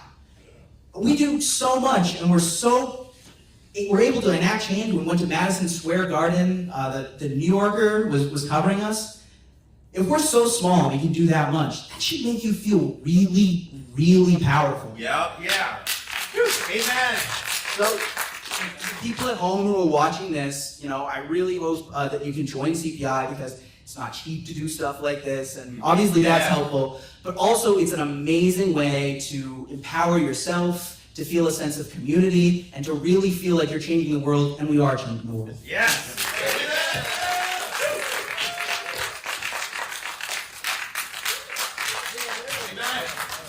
That was tremendous.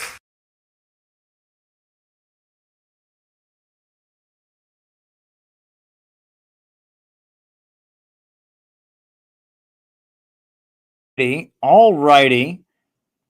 So, yeah. So now I'm going to answer people's questions. So, yeah, we're going to start with the Rumble rants, and then from there we will go to the super chats. So I'm glad that you all have sent super chats. We'll start with the Rumble rants. Hempcar says, do you really think over 50% of Ukraine voted for Zelensky, or was it rigged? Like 80% would have voted for Ho Chi Minh. Well, I think that many people in Ukraine wanted peace. And you have to remember Zelensky was when he first ran, he was on a peace platform. He wanted peace with Russia. He was running against the hardliners who opposed peace with Russia. And he was running on a peace platform. It wasn't a pro-Russian platform, but it was a peace platform. So the idea that a large number of Ukrainians would vote for him when he first ran, saying he would do the opposite of what has happened since in Ukraine, that is, there you go.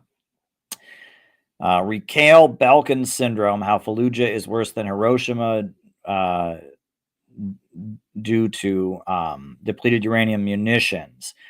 Well, yeah, I mean, there was a lot of talk about depleted uranium during the Iraq War. A huge, huge amount of talk about that issue and about American soldiers breathing in depleted uranium and it affecting their health. There was a film created called Poison Dust that was created that talked about the effects of depleted uranium on U.S. soldiers during that war. And that depleted uranium, it causes crops to not grow. Soldiers who breathe it in have lung problems and respiratory problems. It's not good for you. It's pretty bad for you. And the fact that the USA is using that in Ukraine, sending weapons that are going to make it so Ukraine, which is the breadbasket of Europe, their ability to grow crops is going down. That is not pro-Ukraine policy. So Penny says, Trump is willing to send U.S. special forces into Mexico to attack cartels. Mexico will defend its sovereignty. President Fox, who started the drug war, was paid millions to steal the election. Right. Well, Mexico is a sovereign country. And as a sovereign country, they have the right to tell the United States whether or not it can send its military in. And that, under the guise of fighting drug dealers, the USA has carried out regime change operations in the past. The most famous example of that was when the USA invaded Panama.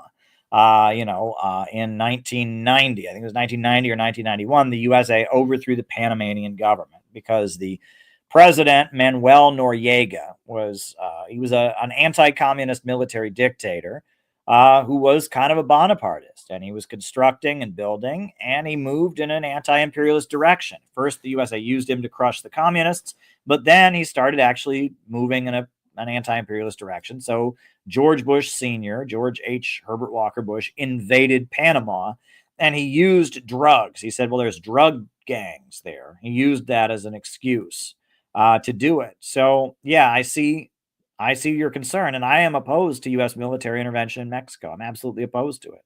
If Mexico does not permit the U.S. military to go to Mexico, then the U.S. military should not go to Mexico.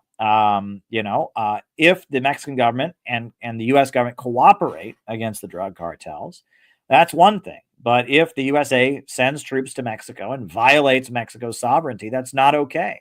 And I like Claudia Sheinbaum, the president of Mexico, and I hope that she and Trump can make a deal where they will cooperate against the drug cartels. The drug war in Mexico is a big scam. One thing that they've shown is, the USA has been sending weapons to the Mexican police for years to fight the drug cartels. And those weapons end up in the hands of the drug cartels. Military-grade weapons from the United States have been flowing to Mexico for years, supposedly to fight the drug cartels. And the corrupt Mexican police give those weapons to the drug cartels. And that's been going on. And the drug cartels in Mexico are thoroughly infiltrated by intelligence agencies and by policing agencies. And that the idea that the problem in Mexico is not that, the Mexican government is just too weak to fight the drug cartels. The issue is that the American government and the Mexican government are heavily in bed with the drug cartels. And, Claudia Sheinbaum is a reasonable leader, but on a local level, a lot of the local cops in Mexico are in bed with the drug cartels. A lot of the military is in bed with the drug cartels. And a lot of the American government is also in bed with the drug cartels. And that's been proven as well. And that so it's an issue of the government of Mexico and the government of America being, intermeshed with the drug cartels. One thing that was kind of interesting was there was kind of a vigilante movement in Mexico of people fighting the drug cartels on their own, kind of like Duterte in the Philippines. The Philippines, they had a pretty good president named Duterte, and he emerged. He was somebody who there had been, civilian organizations, the communities coming together to fight the drug cartels, to protect their neighborhoods, kind of vigilantes. And that's where he came out of. And there's been a movement like that in Mexico, where, communities form their own militias to fight the drug cartels, etc. So we'll have to see how this develops, but I do not like one bit the idea the USA should not violate Mexico's sovereignty. It shouldn't, right? Even if to fight the drug cartels.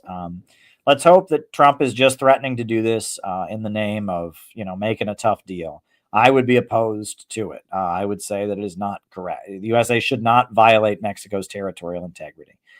What do you say about China's credit score system? Well, if you look into it, it's not real. The more you look into it, it's not what they say it is, right? It's generally what it is that if you violate the law of China, the Chinese government will fine you, just like any government. You break U.S. law, you get a fine. However, the Mexican government has had the Chinese government has had no ability to collect those fines. So they've basically set it up that if you don't pay your fine, you can't, file a plane ticket or a train ticket. And it's a way that the government can hold people accountable. It's also a way they determine who gets government contracts, right? It's just kind of like in the business world, right? If you loan somebody money and they don't pay you back, their credit score goes down because they didn't pay you back. Well, the Chinese Communist Party that runs the government and runs the economy has to determine who is it in our interest to do business with. But the idea that average people are like, they're scared of tweeting the wrong thing because they're scared of buying liquor because their credit score is going to go, that's not happening, right? The idea the cameras are watching you every day and, if you do the wrong thing, your credit score is affected. That's not happening. Okay. It's not happening. It is basically that if you're fined by the government, it's their way of forcing you to pay your fine. if you are a business owner and you want government contracts, they assess how much it's in their interest to give you a contract, how much you did what you're owed to do. It's not what they say it is. And there's been many, many articles that have come out that have said that the narrative about the social credit score and all of that is just bullshit, right? They've created this, this George Orwell horror story. It's not actually true. So there you go. There you go. So there you go. And look, anyway, I mean, you all know that in America, they use social media to smear people like crazy, right? And there's nothing you can do about it. There's all kinds of fake stuff. If the government doesn't like you, that all kinds of fake stuff goes up about you all over social media that gets boosted, right? That's what happens, right? I notice now, every time we have a big event, I've noticed, I don't want to dwell on this. I want to just quickly go, say this. I've noticed that every time we do a successful event on CPI, the social media harassment goes up. And I've noticed there's some fake memes going around. No, we don't regulate members' sex lives in CPI. We don't regulate people's private lives. It's a stupid meme going around. Someone saying we do that. We expect this at this point. It's whatever, right? It is what it is. And, we just had a very successful event in DC. So now the social media harassment is amping up, whatever. We're used to it. Life goes on. And this is how it works. But the idea that the Chinese government is so awful because of these credit scores, it's bullshit. So anyway, next question. Do we have any more Rumble rants? No, we don't. So now we're moving on to super chats. If you have any more super chats, please send them in. We are here. Oh, there's another one. Answer. This is the first super chat we got from John McCarthy, our member out in Chicago. Very dedicated. He worked like crazy to support the Uhuru movement. We love John McCarthy. He's just a great, loyal, dedicated member of our organization. Just a great person. He said, Answer spent half their time complaining there were no black leaders speaking at Rage, and the other half threatening black leaders who wanted to speak. Yeah, Garland Nixon spoke. He's black. Cynthia McKinney spoke. She's black. There are plenty of black people who spoke at Rage. It was just, they'll come up with anything, to attack an anti-imperialist rally. But they pulled through. And we're really proud that we sponsored both the first and second Rage Against the War Machine protest. We're really, really proud that we did that. It was the right thing to do. Those protests needed to be supported. We're very, very proud that we did that, and that they're having an effect. We are changing the conversation, folks, and we're proud of it. So yeah, we're doing good stuff. So we're very proud to have done that. So there we go. Garland, who we just saw at our event, his speech just went up. He says, Slava CPI. Well, thank you, Garland. And actually, we'll show, why not? We'll show Garland's speech on here. He gave a nice, short speech. There you go. But we're going to show, Garland also gave a very good speech. We just showed Noah's speech. Why don't we show Garland's speech to the CPI event in D.C.? Next, we're going to have another great friend of CPI who's spoken at many different CPI events. And he's a legend.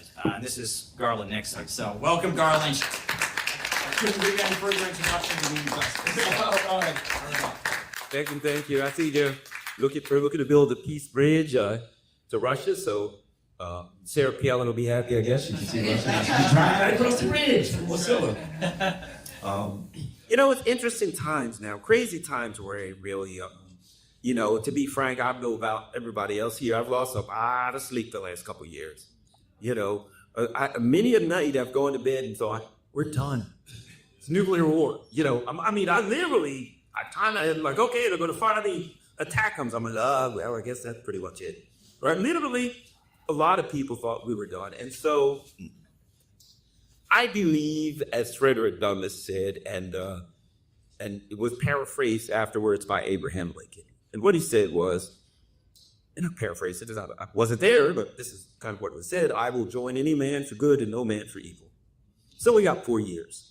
And I think it was a good thing that the really wonderful thing that the genocide was stopped. We will see what happens. I think that we, as Dr. Leon said, we got to organize, we got to continue to push, and we got to say, okay, it's stopped, and there's more to come. And so therefore, we have to keep the pressure on and say, okay, make sure the next phase goes through, the next phase, what have you, right? So I think it is critical that we accept our responsibility as part of society to ensure that the policies that we believe in continue to be pushed. And certainly, as with any politician, if Donald Trump does something we don't like, and Americans heard about Cuba, Venezuela, and Nicaragua, Mexico, for God's sake, now. But whatever the case, we've got to make our voices heard. I do think this, though. I do think it helps to be in the room and to come across as a good faith actor. And I think one of the ways that you come across as a good faith actor is oddly by actually being a good faith actor. By actually, if you actually say, okay, look, we support you when it comes to ending the wars and bringing peace to the Korean Peninsula and all these other things. Support you, wonderful thing, good job. You should get a Nobel Prize, whatever the case may be. That when you do criticize and say, hey, hands off Venezuela there, buddy, that you will be seen as a good faith actor. They may not like it, but they will have to accept that you were there and you weren't just reflexively doing the kind of liberal, I hate Donald Trump no matter what, and everything he does I oppose. Because that's kind of where the Democrats have found themselves. And over the last couple, not to blow my own horn, but I'll say this, and I guess because I came from working class family, I never predicted or tried to consider politics based on, what I thought. I always went out and talked to ordinary people, talk to my cousins in Baltimore City, right? What do you think? Talk to regular, ordinary people. And everybody that knows me knows for a while I've been saying Trump's going to win. When they said why, and I said, man, I go up to Baltimore City, talk to some of my cousins. What do you think? I'm voting for Trump. I go to Baltimore City, I see a brother driving down the street with a literally Trump sticker on. And at that point, I'm like, yeah, Trump's going to win. I've never seen it. And people who listen to me on the radio know that I said this. I said, I've never seen anything like this before. I've never looked throughout the black community and see black people proudly saying, I'm voting for Trump. And I was proud for this reason, not because I'm pro-Trump, but because it was practical voting. It was WIIFM, what's in it for me? Actually, the group that I'm most proud of, and I would say that black voters could learn from, was the Muslim community. I'm a Muslim thinking, because what they said to the Democrats is, we've been voting for you, but you get one chance when it comes to genocide. A lot of black voters, and people know there's a history there. Black voters have, struggled with racism and apartheid and everything, so I understand the historical context of it. But the Muslim voters were like, one chance. Oh, you vote for genocide? We're going over here. That was it. And they got what they asked for. Now, they even said, well, Trump doesn't do it, we'll cast him aside too. But it was practical voting. He went to them and they said, hey, we want you to stop the genocide. And he says to them, vote for me, I'll stop it. He voted for them, they stopped it. They ain't going back to the Democrats. They're not going back because they got what they wanted. So now we're hearing face, as I said, today Trump said or something about making the cartels in Mexico terrorists and things like that. There's going to be trouble. Those kinds of things. Certainly, absolutely. But I think that if Trump actually moves to end the conflict in Ukraine, tries his best to, and let's face it, based on what happened with the ceasefire in Israel, I have to guess there's a chance, because if anybody told me that was going to happen, I would have never believed it. Impossible, can't happen, no way in the world. And it happened. So therefore, I'm like, I'm a Commanders fan. But if I told me that you were going to get to the NFC Championship with a rookie quarterback, I'd have never believed it. But I see it now. And you have to believe your eyes when you see something. You know what I mean? You see something. And right now, I'm not a pro-Trump or a anti-Trump person. I just believe in justice. I believe in peace. I believe in doing the right thing. And if we could get a little bit of justice, a little bit of peace, and a little bit of the right thing, we know we're going to get some wrong thing, but we'll take the right thing too. And so I think it is important and critical. I've got to congratulate that we continue to do this. And I got to congratulate Caleb because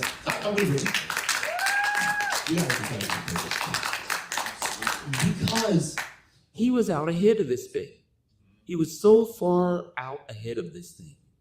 You know, it was just the ultimate impractical vote. I remember, let me say this, let me know when I'm out of time, because you know I don't know how to shut up. So give wave your hands, jump up and down and something. But I told the story, I was in Philadelphia at my buddy, we've been buddies for many, many years, one of the best friends in the world, Pedro right there. And we were in at this Korean community center. And I didn't know, this was like a year and a half ago. And all the people there were very pro-Trump, and I didn't know why. And once I watched the ceremony and everything they did, I understood.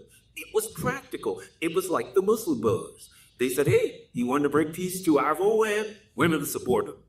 And I just thought to myself, that's smart politics. That's what we all have to do. And as soon as Trump said, when they end the war, I'm going to do this, this, and this, Caleb said, I'm in. Let's all push it. And let me say this. I think he stuck his neck out. I think it was a dangerous thing to do, you know, if he wanted to be one of the players. Because, you know, there's a lot of people that would say, well, based on our ideology or whatever, we can't really do that. And it was a very practical thing to do, and I really appreciate it. And the thing that did was it gave political cover for a lot of other people that wanted to do it. You know, it gave room for a lot of other people who were thinking that, but maybe a little bit like, I wouldn't do that, everyone's going to beat up for me. And when he was doing it, it gave the opportunity for other people to say, well, hey, Caleb's doing it, and hey, he's farther to the left than me, if that's possible. So, hey, don't beat me up, or at least I got somebody to beat up with. So I really appreciate the good work that he's doing, and convincing a lot of people who trusted him and saw him as a leader and saw him as a person who was an innovative political figure. And I think it was good. I think we're moving in the right direction. And if people listen to me, you know, and I'll say, you know, look, there's got to be some very powerful people behind Donald Trump who said you could do this. Otherwise, he couldn't do it, you know. And there's a lot of very interesting things going on right now.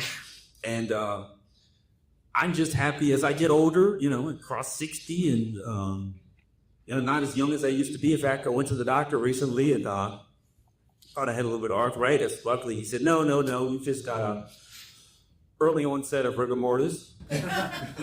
So, you know, that was good. But at any rate, but it's nice to know, you know, to see so many young people involved, to see a mix of people in my age range and people, you know, half the age of my daughter, for God's sake, in here. But I think everyone here, it's good to come together. For everybody watching, I think there's a lot to be learned here. And I think what people have to learn is, the people that are watching online, what you have to learn is this: don't do the politics of personality. This is not about Donald Trump as a person. This is about policies in the best interest of people. It's about peace. And it's about moving forward to create, number one, to bring a peaceful world so that we all don't get nuked and we have an opportunity to move forward. And as things change, I think it's a time, it's an opportunity for those of us who feel that we have a good economic message to people, that as times change, maybe the opportunity for us to get our message out a little bit stronger will be there. I was really happy to hear that everyone was out with the banners today and that the mainstream media is talking to Caleb and seeing all of this stuff. I think that's powerful. And I hope that CPI continues. Thanks, everyone.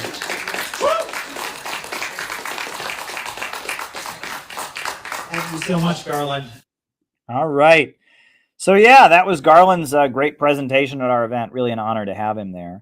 What do you think of Trump's plan to send disaster aid directly to states through FEMA? I saw that. Trump has been in North Carolina. And, well, it's interesting because libertarians have often said that these federal government agencies like FEMA, the Federal Emergency Management Agency, that they are very inefficient. And it would be better if this was left up to the states. And so rather than having a federal agency go and deliver this aid. The money that would have gone to the federal agency just directly goes to the states. Well, FEMA has done a shitty job. I mean, that's true. And is it possible that states might be able to do a better job? Maybe.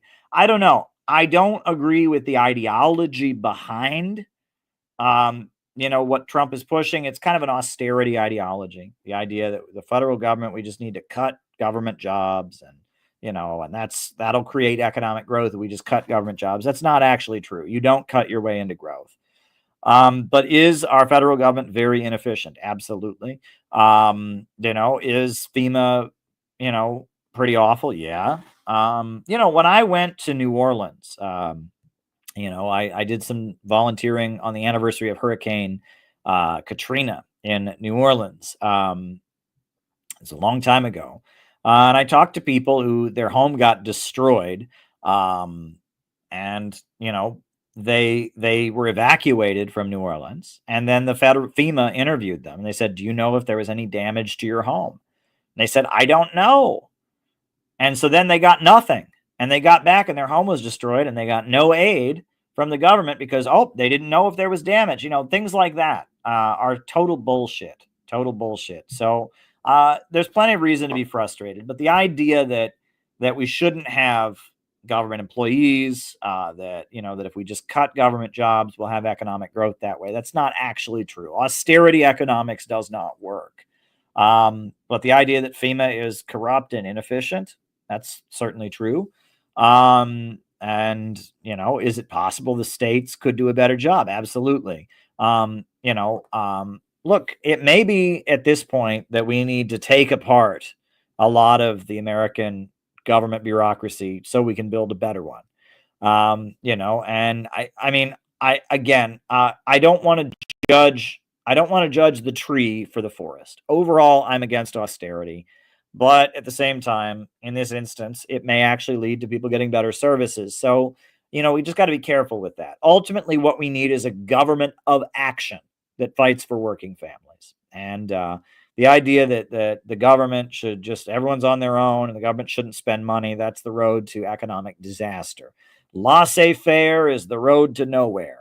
However, our corrupt bureaucracy ain't going very many places either. So, it's a situation where we just have to keep our eye on it. Ultimately, Vivek Ramaswamy, Elon Musk, these guys believe in neoliberal economics, which is bullshit, right? Ultimately, you need state management of the economy, and we need a government of action that fights for working families. Right now, we have a Malthusian bureaucracy that is trying to push degrowth. And then we have libertarians who believe in growth, but they think that the way to get growth is by getting the government out of the way and the economy will just magically grow by itself. They don't understand the roots of the boom bust cycle. Well, they got to learn it from somebody, and that's why we exist. We need a government of action to fight for working families. We need a government of action to fight for working families. We need a government of action to fight for working families. Now, this is an interesting question from Noah. He asks, what is your analysis of the new right, and are they sincere?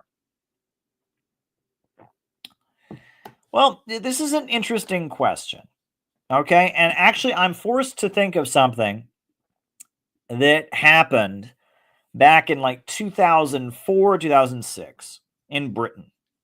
In Britain, in 2004 and 2006, there was a sudden upsurge in popularity of a far-right political party called the BNP, the British National Party. And the British National Party was, they'd been around for a long time.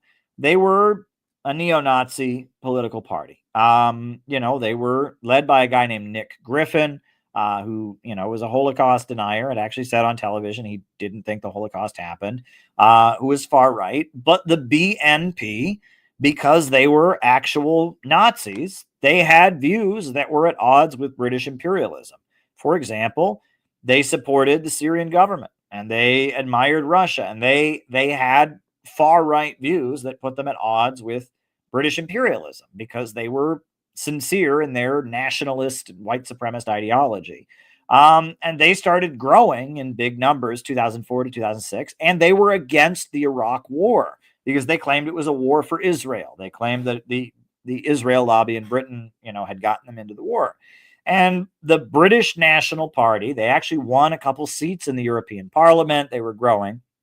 And the main issue that they were using was the issue of mass migration. They were anti-immigrant.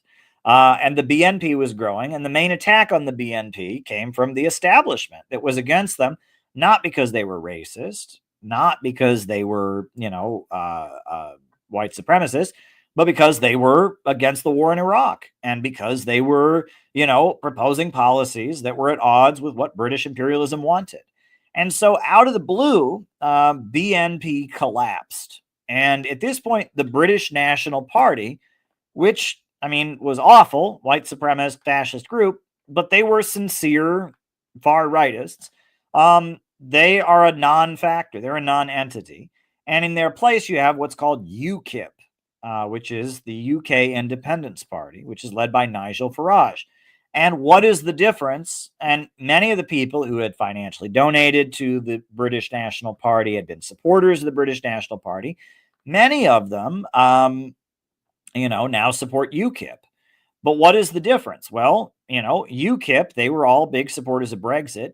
But what was their critique of the European Union? They said the European Union was restricting free trade.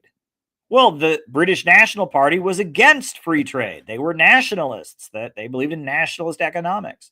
UKIP is a big supporter of Israel, hates Muslims. They hate the European Union because it brings so many Muslims in.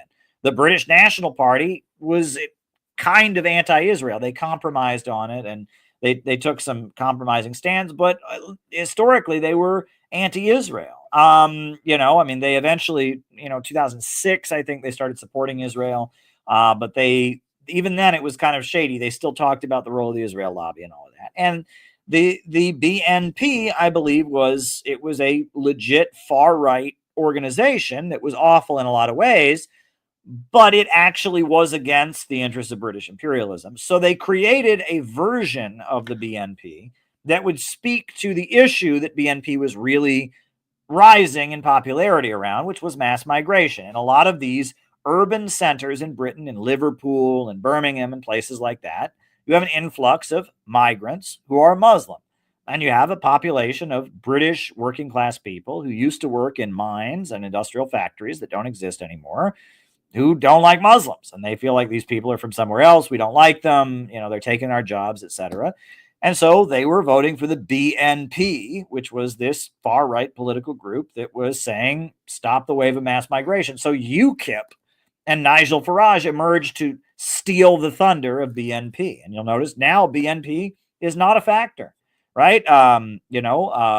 Nick Griffin, who is the leader of BNP, is like almost unheard of. He's just, an obscure guy. And they've created a version of BNP that talks about mass migration. You had the Brexit movement, etc., that kind of stole the thunder of BNP, but channeled it into support for Israel, right? You had Tommy Robinson, who is a anti-Muslim bigot who's a super Zionist, and he emerged. In the English Defense League, UKIP,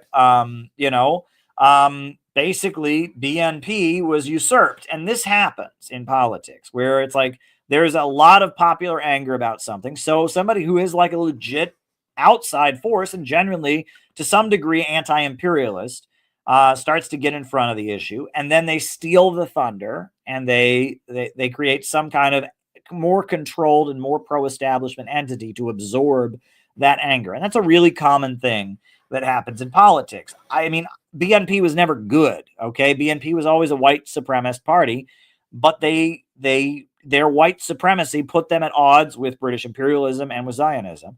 And so UKIP and Nigel Farage and a lot of the entities that are now dominating the British far right, they emerged, to give voice to what was making BNP popular in a way that was in the interest of British imperialism. And that is something that happens, and this is how politics works to some degree or other. And the new right in Europe, there is a division in the ruling class in Britain, in France, in Germany, and all the European countries. And the biggest capitalists and monopolies are tied into globalism, Whereas a lot of the lower level capitalists are not, just like here. And I've pointed out many, many times that Trump's biggest supporters are capitalists, millionaires, even billionaires who aren't part of the club. They're just not part of the club, right? Mike Lindell is a capitalist, is a wealthy business owner, but he ain't part of the club, right? Hobby Lobby, right? They own a chain of craft stores, but they're not part of the club. Betsy DeVos, even Bernie Marcus, the owner of Home Depot. These are all wealthy millionaires, billionaire capitalists, but they are not part of the club. The people who really have the power, the big monopolies, are, ExxonMobil, BP, Shell, and Chevron, Bank of America. I saw Trump recently called them out for the way they've politicized their banking to target conservative groups. JP Morgan Chase. You think of the six families. What are the six families? The Rockefellers, the DuPonts, the Carnegies, the Mellons. Who else? Right? The Vanderbilts, the Rothschilds. These kind of very, very wealthy families these people are richer than you could imagine. These people are very, very wealthy. There's a good book that I've recommended before. Let me see if I have it on the shelf. Yeah, here it is. There's a guy named Ferdinand Lundberg, and he wrote about this issue. This is a book he wrote called The Rockefeller Syndrome. It's like about the Rockefeller family. In this book, he describes how he and many of the brightest journalists today, many of the brightest journalists today could not figure out how much money the Rockefellers have. The Rockefellers have so much money, it is impossible to calculate how much money they have because it's tied up in such an elaborate network of trusts and corporations and foundations and all of that. No one knows how much money they have because they don't keep it in their own name, right? That it's like there's a bunch of nonprofit foundations that they are in control of. There are a bunch of of trusts and institutions they've set up. They have so much money at this point that I mean, it's like their wealth is incalculable. There's a joke they say that every year Forbes magazine publishes a list of the richest people in the world, and the people on that list are so poor they have to keep their money in their own name, and that's true. The richest of the rich, their wealth is incalculable, right? The DuPonts, the Carnegies, the Rockefellers, they have so much money that it's not in their own name. They don't even know how much money they have, and no one can figure it out because there's such an elaborate network of things centered around them that it's almost impossible to figure out how much money they have. That's the real ruling class, right? Elon Musk, he's got a lot of money, but he's nowhere near as rich as the ultra rich. And the ultra rich are quite anonymous, right? They think people like Elon Musk, Bill Gates, they think that they're a little bit sloppy because of the fact that they're out there publicly talking about it. They don't feel a need to do that. They almost look down on it. They call that like new money.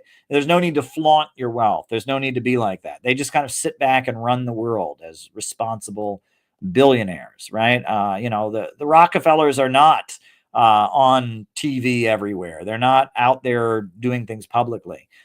So there you go. Yeah, Anderson Cooper, his mother is a Vanderbilt, right? And I guess Anderson Cooper, the interesting story is I believe he went to, Harvard or Yale or one of those schools, and he just wanted to be famous. And so he admitted to the Washington Post, he met with the CIA. And he said to the CIA, I want to be famous. And so they got him a job at CNN, and they made him Anderson Cooper. And his mother is a Vanderbilt.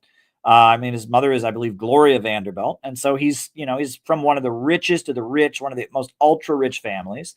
And so, boom, you know what I mean? They with control of the CIA and all of that. And that a lot of what the CIA does is directly paid for by these people, right? I mean, it's like the CIA doesn't even have its own money. The Rockefeller think tanks. There's one called the Asia Society, the Ford Foundation. A lot of what the CIA does isn't even paid for by the CIA. It's paid for directly by the intelligence agencies because it's easier to do it that way.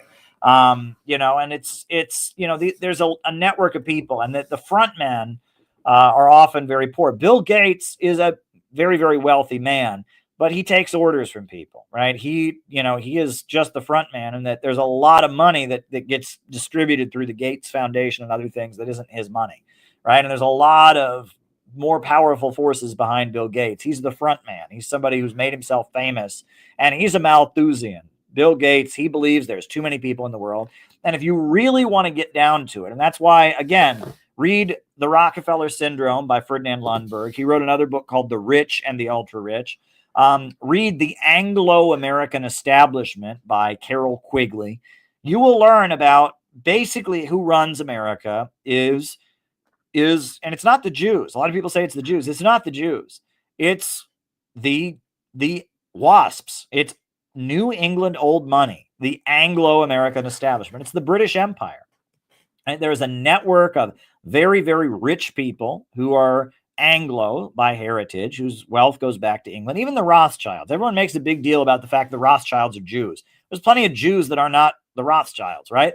The Rothschilds are British bankers. They happen to be Jewish, but their money comes from the fact that they're the main financier of the British Empire, right? I mean, the Rothschilds, they set up banks so Britain could dominate the world. The Bushes are definitely from this crew of people. They are New England, Connecticut, Yale, old money, skull and bones.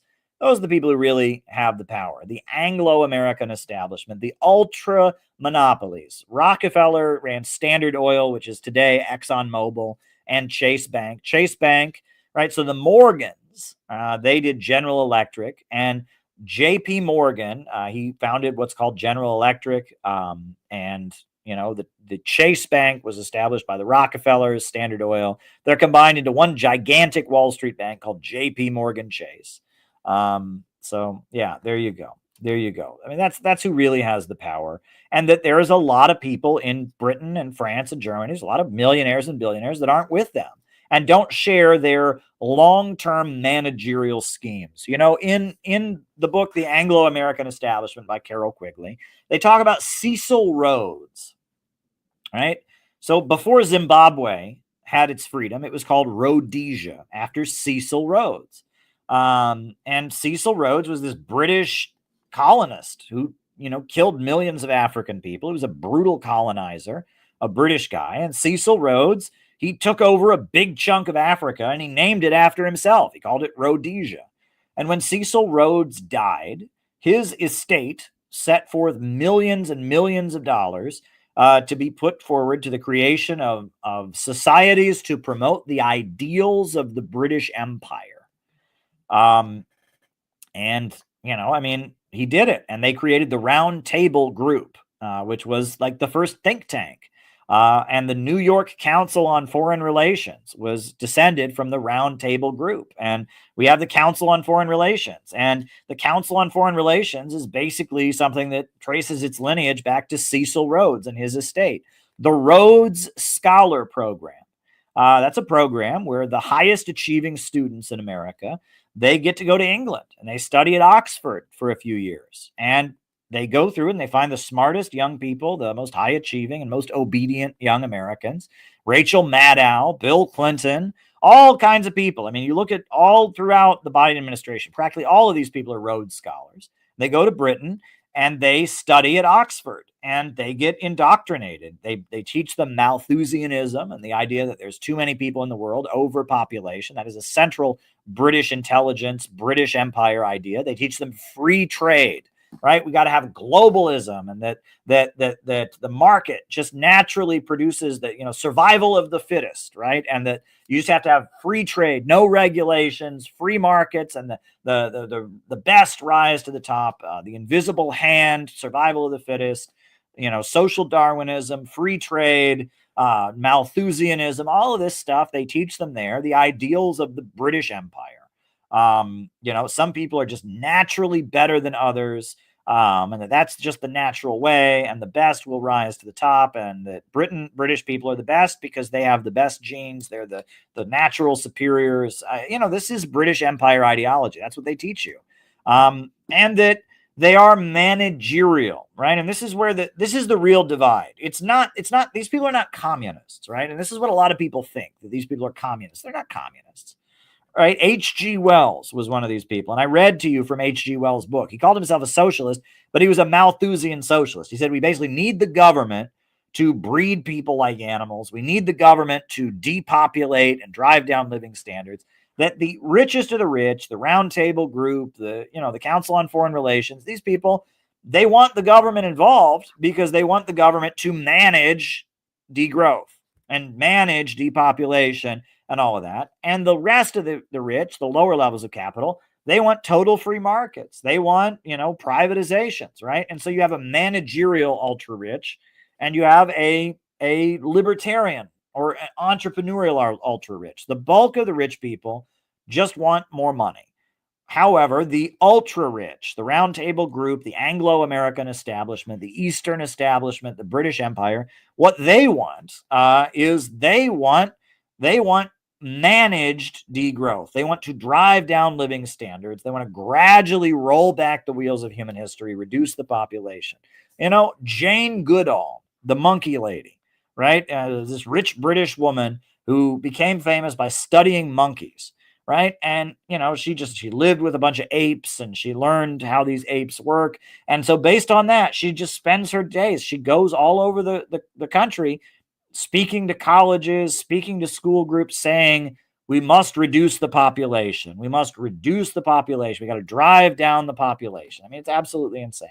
But anyway, so yes, the new right in Europe, I think they're sincere, but they represent imperialists and capitalists who are not part of this kind of ultra-rich managerial club. There's a division in the ruling class. And actually, these people are more Zionist to some degree. They're like the Netanyahu wing in Israel. They're more in with it. Bernie Marcus is a super big supporter of Israel. He's a Netanyahu Zionist, right? And actually, there's probably, in terms of, the new right, there in terms of very, very wealthy folks of Jewish heritage, there's probably more of them in the new right than in the the ultra rich. The majority of Jewish folks tend to be Democrats. About 75% of American Jews vote Democrat, but 25% vote Republican, and they tend to be your conservatives. They tend to be Orthodox Jews. But it's also, people like Bernie Marcus. Bernie Marcus is Jewish, but he's a Republican. He's a billionaire who's not part of the club, and he's very, very loyal to Israel. He loves Netanyahu, and that the Netanyahu wing of Israeli politics often does things that get in the way of what imperialism overall wants. So again, I mean, first of all, let me just say that people who reduce it to being the Jews, they don't know what they're talking about, right? That is a stupid racist trope. Right? Yes, Israel has a huge amount of power and influence over American politics, but Israel is not a unified entity, right? Netanyahu is in big trouble in Israel. There's a lot of people in Israel who don't like Netanyahu because they think he's not being strategic in how he runs Israel. And it's more complicated. The idea that the Jews all vote as one group and all, no, that's not true, right? Are there a lot of Jewish folks in government and in Hollywood and stuff like that? Of course there are. But they don't all agree with each other. Is there a lot of, extreme loyalty to Israel on the part of the U.S. government officials? And yes, but nothing is ever as simple as it seems. And often, what I really urge people to think about and understand is that there is no grand conspiracy. If there was some kind of grand conspiracy, the world would work a lot better. There'd be a lot less problems because some grand conspiracy at the top would just say, do this, and it would be done, and then everything would be solved. There are a lot of wealthy people who do conspire, do have a lot of money, but they're not all together, and they're fighting with each other, and they all have contradicting interests. And that's what you have to remember, right? It's not the idea that there's some magical they that secretly has all the power. If that was the case, they would get a lot more done. There are different factions among the elite that want different things, but there's no they. There's no, great Illuminati that secretly controls everything. It's just not how this works. Any chance that Trump will dismantle AUKUS? I hope so.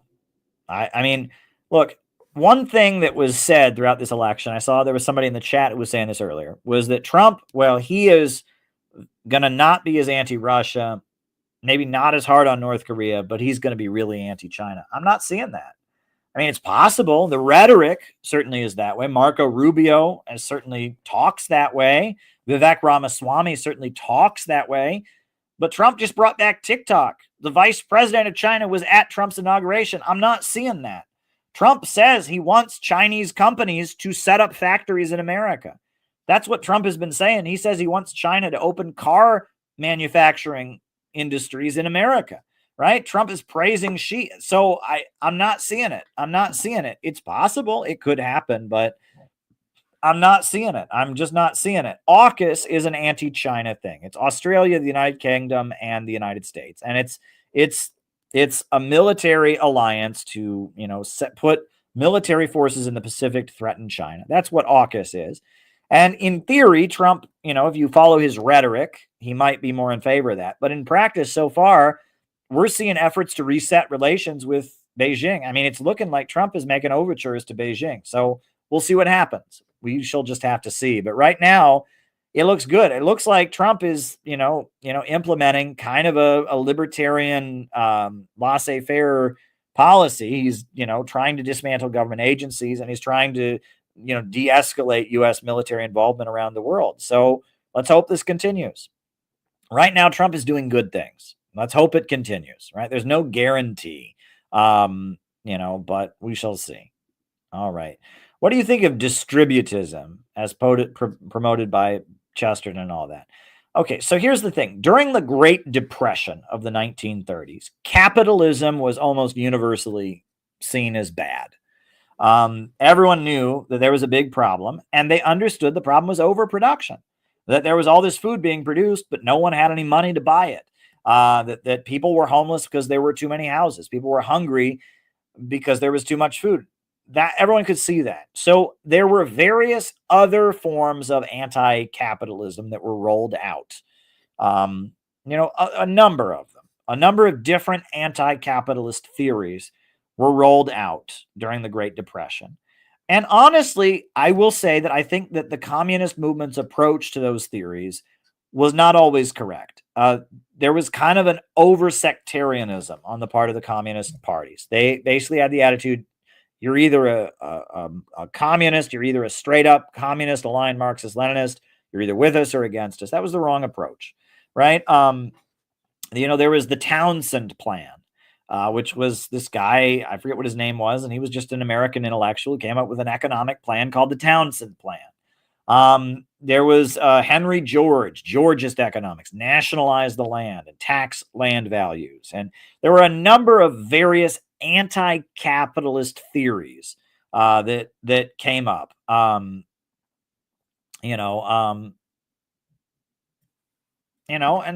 they emerged. And they existed. And one of them is a kind of Roman Catholic economic doctrine. People that studied the criticism of capitalism of the Catholic Church. Now, Catholic anti-capitalism predates capitalism. There's a reason that money was called filthy lucre. And that was because, the Catholic Church said it was a sin to touch money, right? Because money was sterile. Money was, sinful. It was during the feudal times, you couldn't touch money.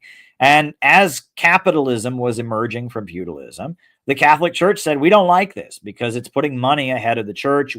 They wanted to give power to institutions like kings who were, given divine right and considered to have divine right by the church, like the church itself. And they didn't like this new society where it's, hey, whoever has the gold makes the rules. They thought that was contrary to Catholic doctrine. So the Catholic Church was criticizing capitalism as it was emerging because they represented the feudal order in Europe. So there's a lot of Catholic criticism of capitalism. And so in the 1930s, people like G.K. Chesterton and others developed an economic theory called distributism that developed. And it was a way, the standard communist view of distributism, of the Townsend Plan, of, various versions of this, the standard Marxist view is, this is just an excuse to not be communist. Well, I'm at the point where I don't think that's the right approach. I am at the point that I think that to expect everyone's going to adopt the Marxist-Leninist ideology is not correct. I'm at the point where I have strayed largely from the ML ideology. I certainly am not a dialectical materialist. I believe in, I take with me the understanding of the problems of capitalism, overproduction, tendency of the falling rate of profit. I believe in Lenin's understanding of imperialism, and I believe in state central planning, and I hold on to a lot of Marxist-Leninist principles. But on some things, like the philosophical foundation of dialectical materialism, I don't. So, the idea that we should expect everyone who's anti-capitalist, either you're an ML or you're some kind of scam to keep you from being ML, that's a really dogmatic, stupid view. Okay, I'll just be honest with you. That's idiotic, right? And then we've seen around the world many non-Marxist Leninist forms of socialism, like Ba'athist Arab socialism, like African socialism, like Kwame Nkrumah, like Gaddafi and Islamic socialism. There are many, Bolivarianisms. There are many forms of socialism that have emerged. But if it's pro-imperialist, if it's supporting imperialism, it's not really socialism. The essence of modern capitalism is imperialism. And if someone is opposing imperialism, they're going to have to set up a planned economy. There might be a market sector in that planned economy. But in order to fight imperialism, you have to build a planned economy. And so, the idea that you have to have Marxism, Leninism to have socialism, or it's not real socialism, that's what communists will tell you. And they're full of shit, okay, if they say that. They're wrong. Okay. But what Lenin said, and he was right about, was the issue was imperialism. Are you for the imperialists? Are you against it? And that basically, if you oppose the imperialists, you're going to have to move towards socialism. And if you're for the imperialists, you can say you're a socialist all day long, but you're still defending modern imperialism and capitalism. Capitalism in our time is imperialism. And that the national bourgeoisie, and that there is, and this is when we say we're not against capitalism, we're not against the national bourgeoisie, right? China, the Chinese Communist Party has built a national bourgeoisie. Many wealthy people in China have gotten their wealth through the planned economy created by the Communist Party. We are not against people becoming wealthy and owning their own business as part of an anti-imperialist state planned economy, right? So the idea that we're against people owning businesses because it's immoral, right? They're exploiting people. That's outdated thinking, okay?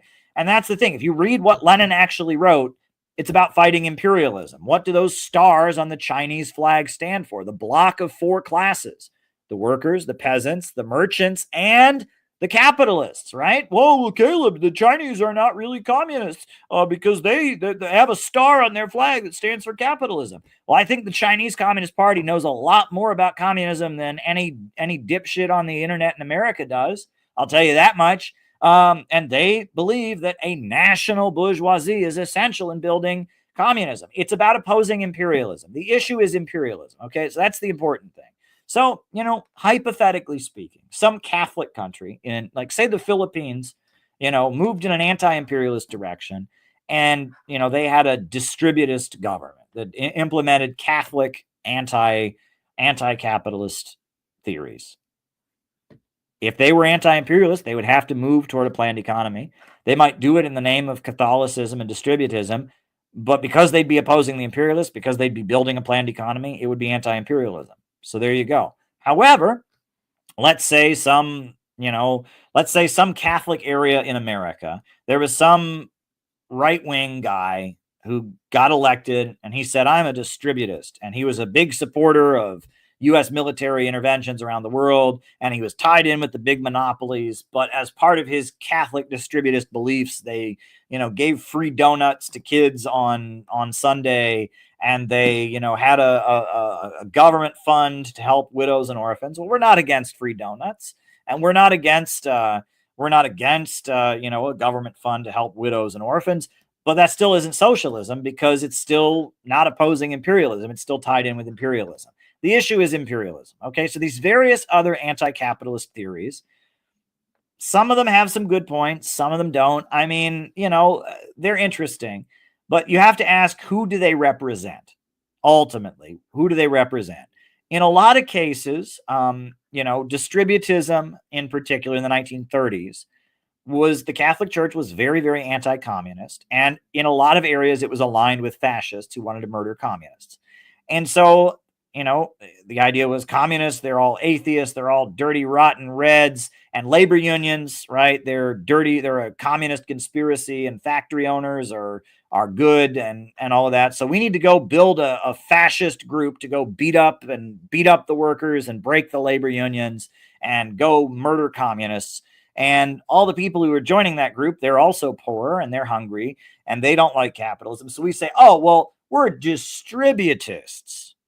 We're distributists. We're against capitalism too, but we're distributists. But the main threat is those dirty, rotten commies and their labor unions. And that's the role that sometimes these anti-capitalist theories play. But other times, like Ba'athist Arab socialism in the Middle East, they play a completely different role. Somebody in the chat said Dorothy Day, the founder of the Catholic worker movement, that she was a distributist.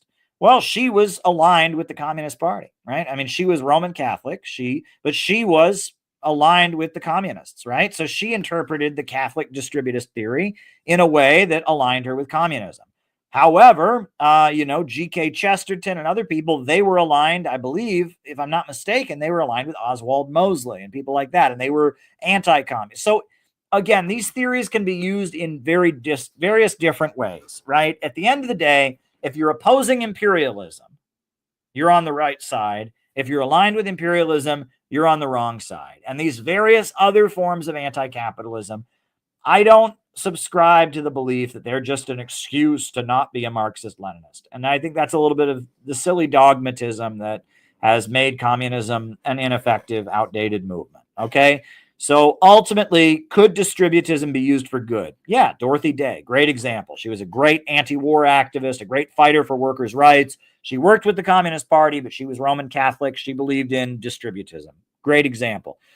G.K. Chesterton and the various Catholics who worked with Oswald Mosley and the British Union of Fascists. Not good, right? They may have claimed that they were against capitalism, but they created a goon squad that beat up and murdered people and broke unions, etc. So it's complicated. It's complicated, right? There are various people all over the world, especially in the West right now, who speak in the name of Marxism, Leninism, and communism and do evil things, right?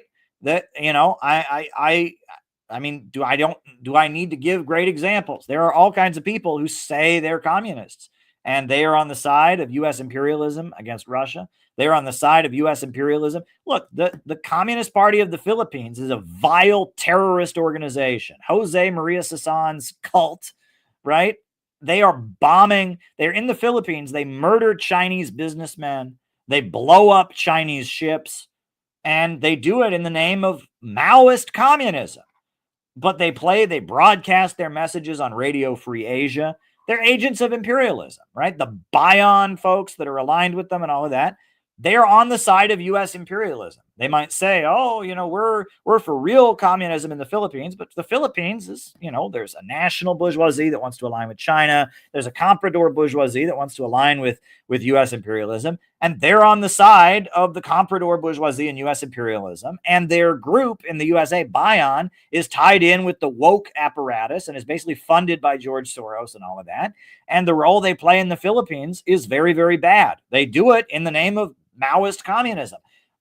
People can say they believe anything, but it's what do you actually do, right? And I am at the point, I don't care anymore what you say you are. I really do not give a shit what you say you are. You can say you're a monkey. You can say that you're a triangle. You can say you're this. But if you're supporting the U.S. government sending billions of dollars to Ukraine, you're not my friend. You can say that you're a pineapple. You can say you're a lampshade. But if you support the U.S. government terrorizing the Uhuru movement, if your response to the Uhuru movement getting indicted and being dragged into court because their position on Russia is, oh, I heard on the internet it's a cult, I don't care what you are. You're a piece of shit and you're not on my side, right? I am with the oppressed. I am with the people of the world struggling against imperialism, led by the new exciting economy centered around Russia and China. I am with the groups like the Uhuru movement that are persecuted because they stand with Russia. I am against the FBI. I am against the deep state. I am with China. I'm with Russia. I'm with the Houthis in Yemen. I'm with the Venezuelans. I'm with the Nicaraguans. I'm with the Palestinians. I am with Iran. I am with the working families in Iowa and Massachusetts and Minnesota. I am with the Uhuru movement. I am with anyone who is struggling against the imperialists. And my job as an American is to help us to understand that we, the people of America, the working people of America, our interest is in defeating imperialism. That is our interest. Imperialism is the enemy of all humanity, and our country was founded in a struggle against imperialism. In my speech that I gave at the CPI event, I talked about Henry Charles Carey and how he spoke about the American system versus the English system. Globalism, imperialism, the rule of the world by big monopolies is against everything America was founded to stand for. And it is hurting working families. It's hurting our economy. And we need a government of action to fight for working families. And working families in America should stand with all that are struggling against imperialism, whether it's the Uhuru movement over here, whether it's Iran or the Houthis or the Palestinians or the Russians or the Chinese. The future of America is breaking with globalism, imperialism, and being reborn with a government of action that fights for working families. We must oppose the emerging low-wage police state. We must oppose the danger of a new world war. The future of America is breaking free from the imperialist system with a government of action that fights for working families. That's what I believe, okay? And you can call yourself a lampshade or a necktie. You can call yourself a sock or a shoestring. I don't care what you call yourself. You can say you're a Marxist-Leninist or a distributist or a fascist or a snake or a turtle or whatever you want to be. But if you're supporting imperialism, I am not on your side. If you are against imperialism, I'm with you. And that's the issue. And oddly, that is what Lenin said. In fact, there's nothing more Leninist than what I am saying right now. Go and read Imperialism and the Split in Socialism. Go and read Imperialism, the Highest Stage of Capitalism. This is what Lenin said. It's all about imperialism. There is a satanic world order of big banks and monopolies that is carving up the world with war, an international financial oligarchy that is grinding countries into poverty and destroying the world. And that is the question. And Stalin said, we support the Emir of Afghanistan. He's a conservative Muslim. He's a monarchist. But you know what? He's fighting the British Empire. Fine with me. Go and read Foundations of Leninism by Stalin. And he says, we support the Emir of Afghanistan. He's a conservative monarchist. Who cares? Who cares? He's fighting the imperialists. We support him. Meanwhile, the British Empire was led by socialists, the Labour Party. But those socialists in the Labour Party, they sent soldiers to Egypt to fight against a group of capitalists, the Malmuks, the merchants. Well, guess who Stalin supported? Did he support the socialists in Britain? No, he supported the Malmuks, the capitalists, because they were fighting against the imperialists. It didn't matter that the government in Britain had labor unions and the Labour Party and they're socialists. They're supporting imperialism, so he was against them. Whereas didn't matter that the Malmuks or whatever they were called in Egypt, this group of merchants that were fighting the British Empire, didn't matter that they were capitalists or Muslims or whatever. They were fighting the British Empire, so he supported them. It's all about imperialism. And when I say this, it's odd because I don't claim to be a pure Marxist-Leninist, but if you don't understand this, this is like the essential point that Lenin was making. Imperialism, the highest stage of capitalism, imperialism and the split in socialism, Foundations of Leninism by Stalin. You go read that, and it says, be against imperialism. And if you're not against imperialism, you're on the wrong side. And if you are against the imperialists, you might believe in gobbledygook or, lampshades or triangles or whiz-bang or distributism or fascism or Baathism or Zimbabweism or whatever you might want to call it. If you're fighting the imperialists, you're on the right side. It's that simple. We must oppose imperialism. And it's funny because I am at the point where, I think Lenin said that Jesus never existed. He was dead wrong about that. Jesus certainly did exist. Lenin said a lot of things that I don't agree with. My spiritual beliefs are probably more in line with some of the people he criticized. Read his book on empiricism, empirical-criticism, and all of that. There's plenty of things I would disagree with Leninism about. But there's an essential point in Leninism, which is that you always oppose the imperialists. That I'm on point with. And if you don't get that from Lenin, go and read it, right? That is one thing that Lenin got absolutely right. And Lenin's understanding of what imperialism was a big influence on the Iranians, big influence on the Ba'athist movement, big influence on African socialism and Nkrumah. And you can read, there's other books that have been written. Kwame Nkrumah, he wrote a book, Neo-Colonialism, The Last Stage of Imperialism, makes this point. Walter Rodney wrote a very good book called How Europe Underdeveloped Africa. This understanding that we are against imperialism, it's pretty basic. And it's funny. In a way, I'm more of a Leninist than any of these Leninists are. So that's my position on distributism, which is ultimately, if an anti-imperialist movement that was fighting imperialism was created on the basis of distributism, boom. But if some movement to support imperialism was created on the basis of distributism, not for it. There you go. I hope so. I see that, it would be great. I'd like to see Sputnik Radio open their studio up again. I'd like to see other things happen. I'm doing okay right now. I'm doing the best I can. But yes, I would love to see all the sanctions lifted. All the sanctions on Russia are completely illegitimate. And let's just be honest, right? ABC News openly operates in Russia right now. Russia has more free press than America does. Right? I mean, Sputnik Radio is closed down. RT America is closed down, but ABC News is in Russia. Just saying. So there we go. Did you see Trump call out Karen Bass? Awesome. I didn't see it. I mean, Karen Bass, whatever. I mean, she's obviously a pretty incompetent mayor of Los Angeles. I'll just tell you that much. I don't care. I mean, I guess she went to Cuba when she was young, and that's why they blocked her from being VP. Apparently, some people wanted her instead of Kamala Harris, and then the CIA basically revealed that she had gone to Cuba when she was young. She might have been kind of an anti-imperialist when she was young, but, the way she's handled the LA fires, I mean, that's got to be embarrassing. I mean, woo. Yeah, she's pretty incompetent. Things aren't too great these days in LA. So yeah, just saying. All right.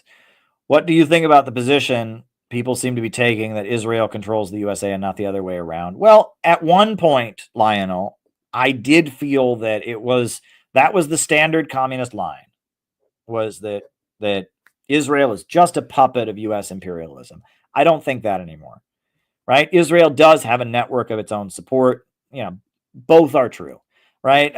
Israel does have its own interest. Israel does have sway and control over, it's complicated. Israel alone is not the problem. Israel is part of the global imperialist system, but it's a part that is very big, and it has a very exaggerated influence. It's more complicated than that. And the standard the standard Marxist line is to say that, Israel is just a puppet of U.S. imperialism. That's clearly not the case at this point. Israel has its own interests, and at some points, Israel is able to kind of twist the arm of U.S. imperialism and make Israel, do things, and make U.S. imperialism do things it doesn't want to do. There are times I think Biden would like to, I think Biden kind of wanted to restrict Israel to some degree, but he wasn't able to. Now, Trump was able to. But, it's more complicated than that. And so you have the anti-Semites, and there's a whole layer of people. There's a magazine in Washington, D.C. I don't know if it's still around, called the Washington Report. The Washington Report, it was basically a magazine. I think it was funded by Saudi Arabia or something. And they used to give you free copies of it at any anti-war protest. They'd just be handing it out for free. And you would read it, and every article would basically be the same. Israel is bad for U.S. imperialism. Well, I think the imperialists, that's not true. Israel's been very helpful to U.S. imperialism. And you read it, they have no problem with U.S. imperialism. The problem is just Israel. And not so much. Meanwhile, right, there's the standard Marxist line, which is, nope, Israel, and they almost make it out like Israel's an innocent victim, right? And, and I was in the Workers' World Party for many years, and there is a layer of people that I would consider to be what you might call crypto-Zionists or soft Zionists that say they're against Israel, but Israel is just the innocent victim of the U.S. It's just the big evil U.S. that's making Israel do all these things. And I'm sorry. That is bullshit. That is absolutely bullshit. And it's racist, right? And if these people were not themselves Jewish, they would never repeat such things. I mean, one story that I heard, there's many examples of this. I'll tell you one that I actually saw, and I'll tell you one that I heard about. The first one is the one that I heard about, right? Which is that, there was a group of Zionists who were saying, Arabs are evil and kill all the Arabs or something. And somebody called them racist. And this workers' world communist said to them, no, no, no, no, you can't call them racist. You can't call those Zionists who are saying all these evil things about Arabs racist. You can't say that because they really believe that all Arabs want to kill them. So they're not racist. It's like, it's funny, the NYPD, they're not racist. They just believe that all black people are criminals, and so they have to brutalize them. I mean, it's just ridiculous. And one that I witnessed constantly was every time you would see Zionists saying racist shit, the response would be, oh, that's so sad. That's so sad. But anytime non-Jewish Americans were supporting Donald Trump or saying they didn't like immigrants, they're racist, they're evil people, they need to be killed. And I'm just like, no. So if Zionists are saying racist shit, it's just so sad. And if white Americans are saying racist shit, they're bad, they're evil people. That's racism, right? And these people happened to be Jewish. And if they do it, if their people are being racist, it's sad. And if my people were being racist, it's because we're scum and we're evil, and deep down, we're the pogroms, and we did the Holocaust, and we're just evil deep down. We want to persecute the Jews. That's soft Zionism, right? And I have no tolerance for soft Zionism. I am outspoken against anti-Semitism. There is no secret Jewish conspiracy that runs the world. That's not the case, right? The Jewish community is very divided, and there's plenty of anti-Zionist Jews. On top of that, Zionist Jews are very, very divided. So there's no secret Jewish conspiracy that runs the world. I'm not an anti-Semite. At the same time, I have zero tolerance for soft Zionism. Israel's not an innocent victim just being manipulated by the evil U.S. imperialists. Bullshit, right? Bullshit. And it's not very sad and excusable when Zionists are saying racist things and wanting to kill all the Arabs. No, it's not a mistake. No, it's disgusting, right? And yes, it's disgusting when white Americans say racist shit also. But this idea and Zionism, let's be real. Zionism is a mindset. It is a mindset that says it's the Jews versus everybody else. It's Jewish nationalism.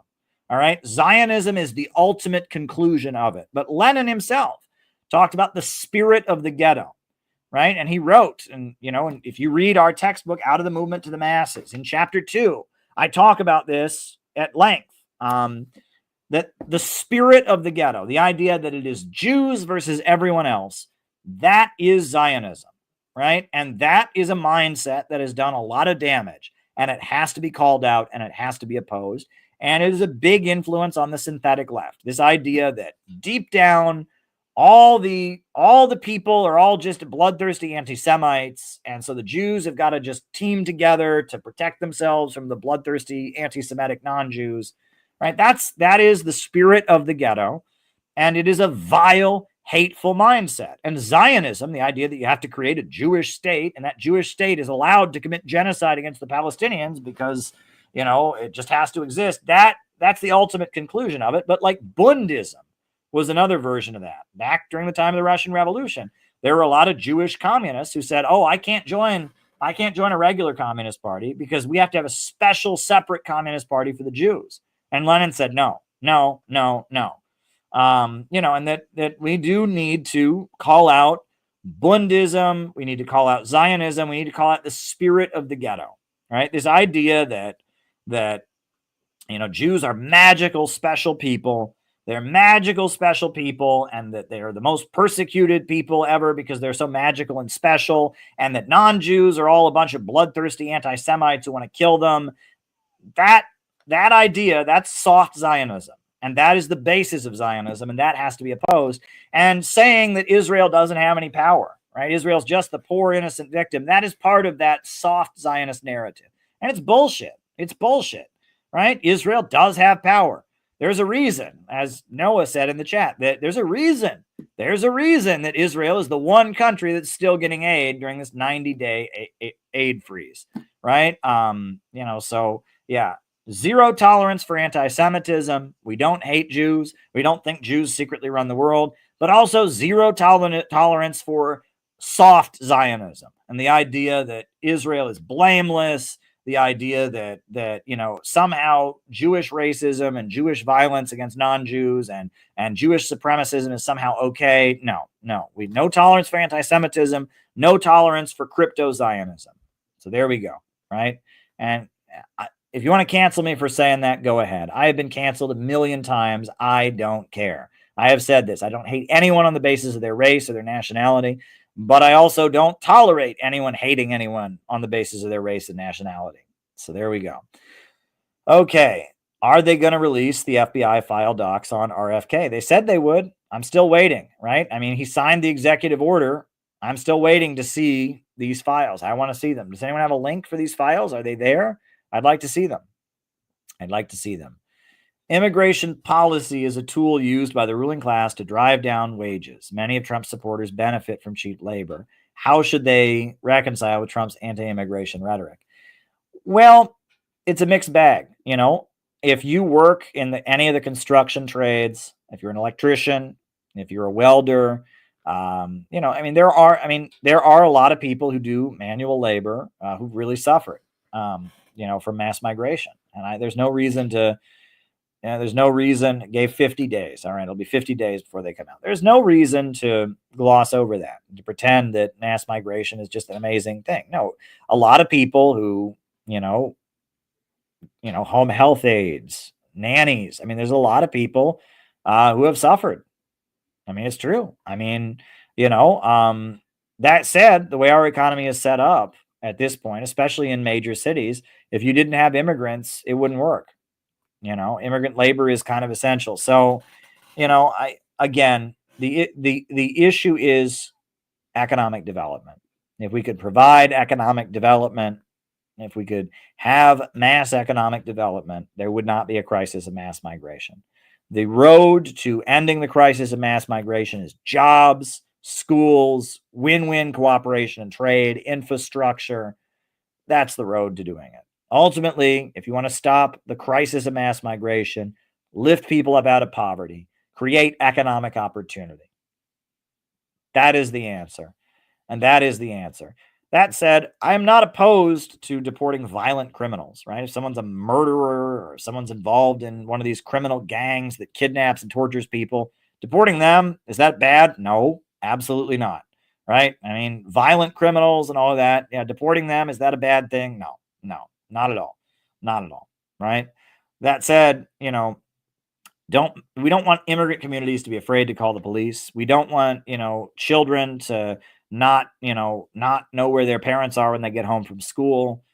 But that said, getting rid of that violent gang from Venezuela that Maduro's been fighting for years, getting rid of MS-13 and all of that, that's just basic policing. I mean, why have we not already deported those folks, right? I mean, if people come to this country and kidnap people and commit violent crimes, it's not an issue of immigration policy. That's just kind of common sense, right?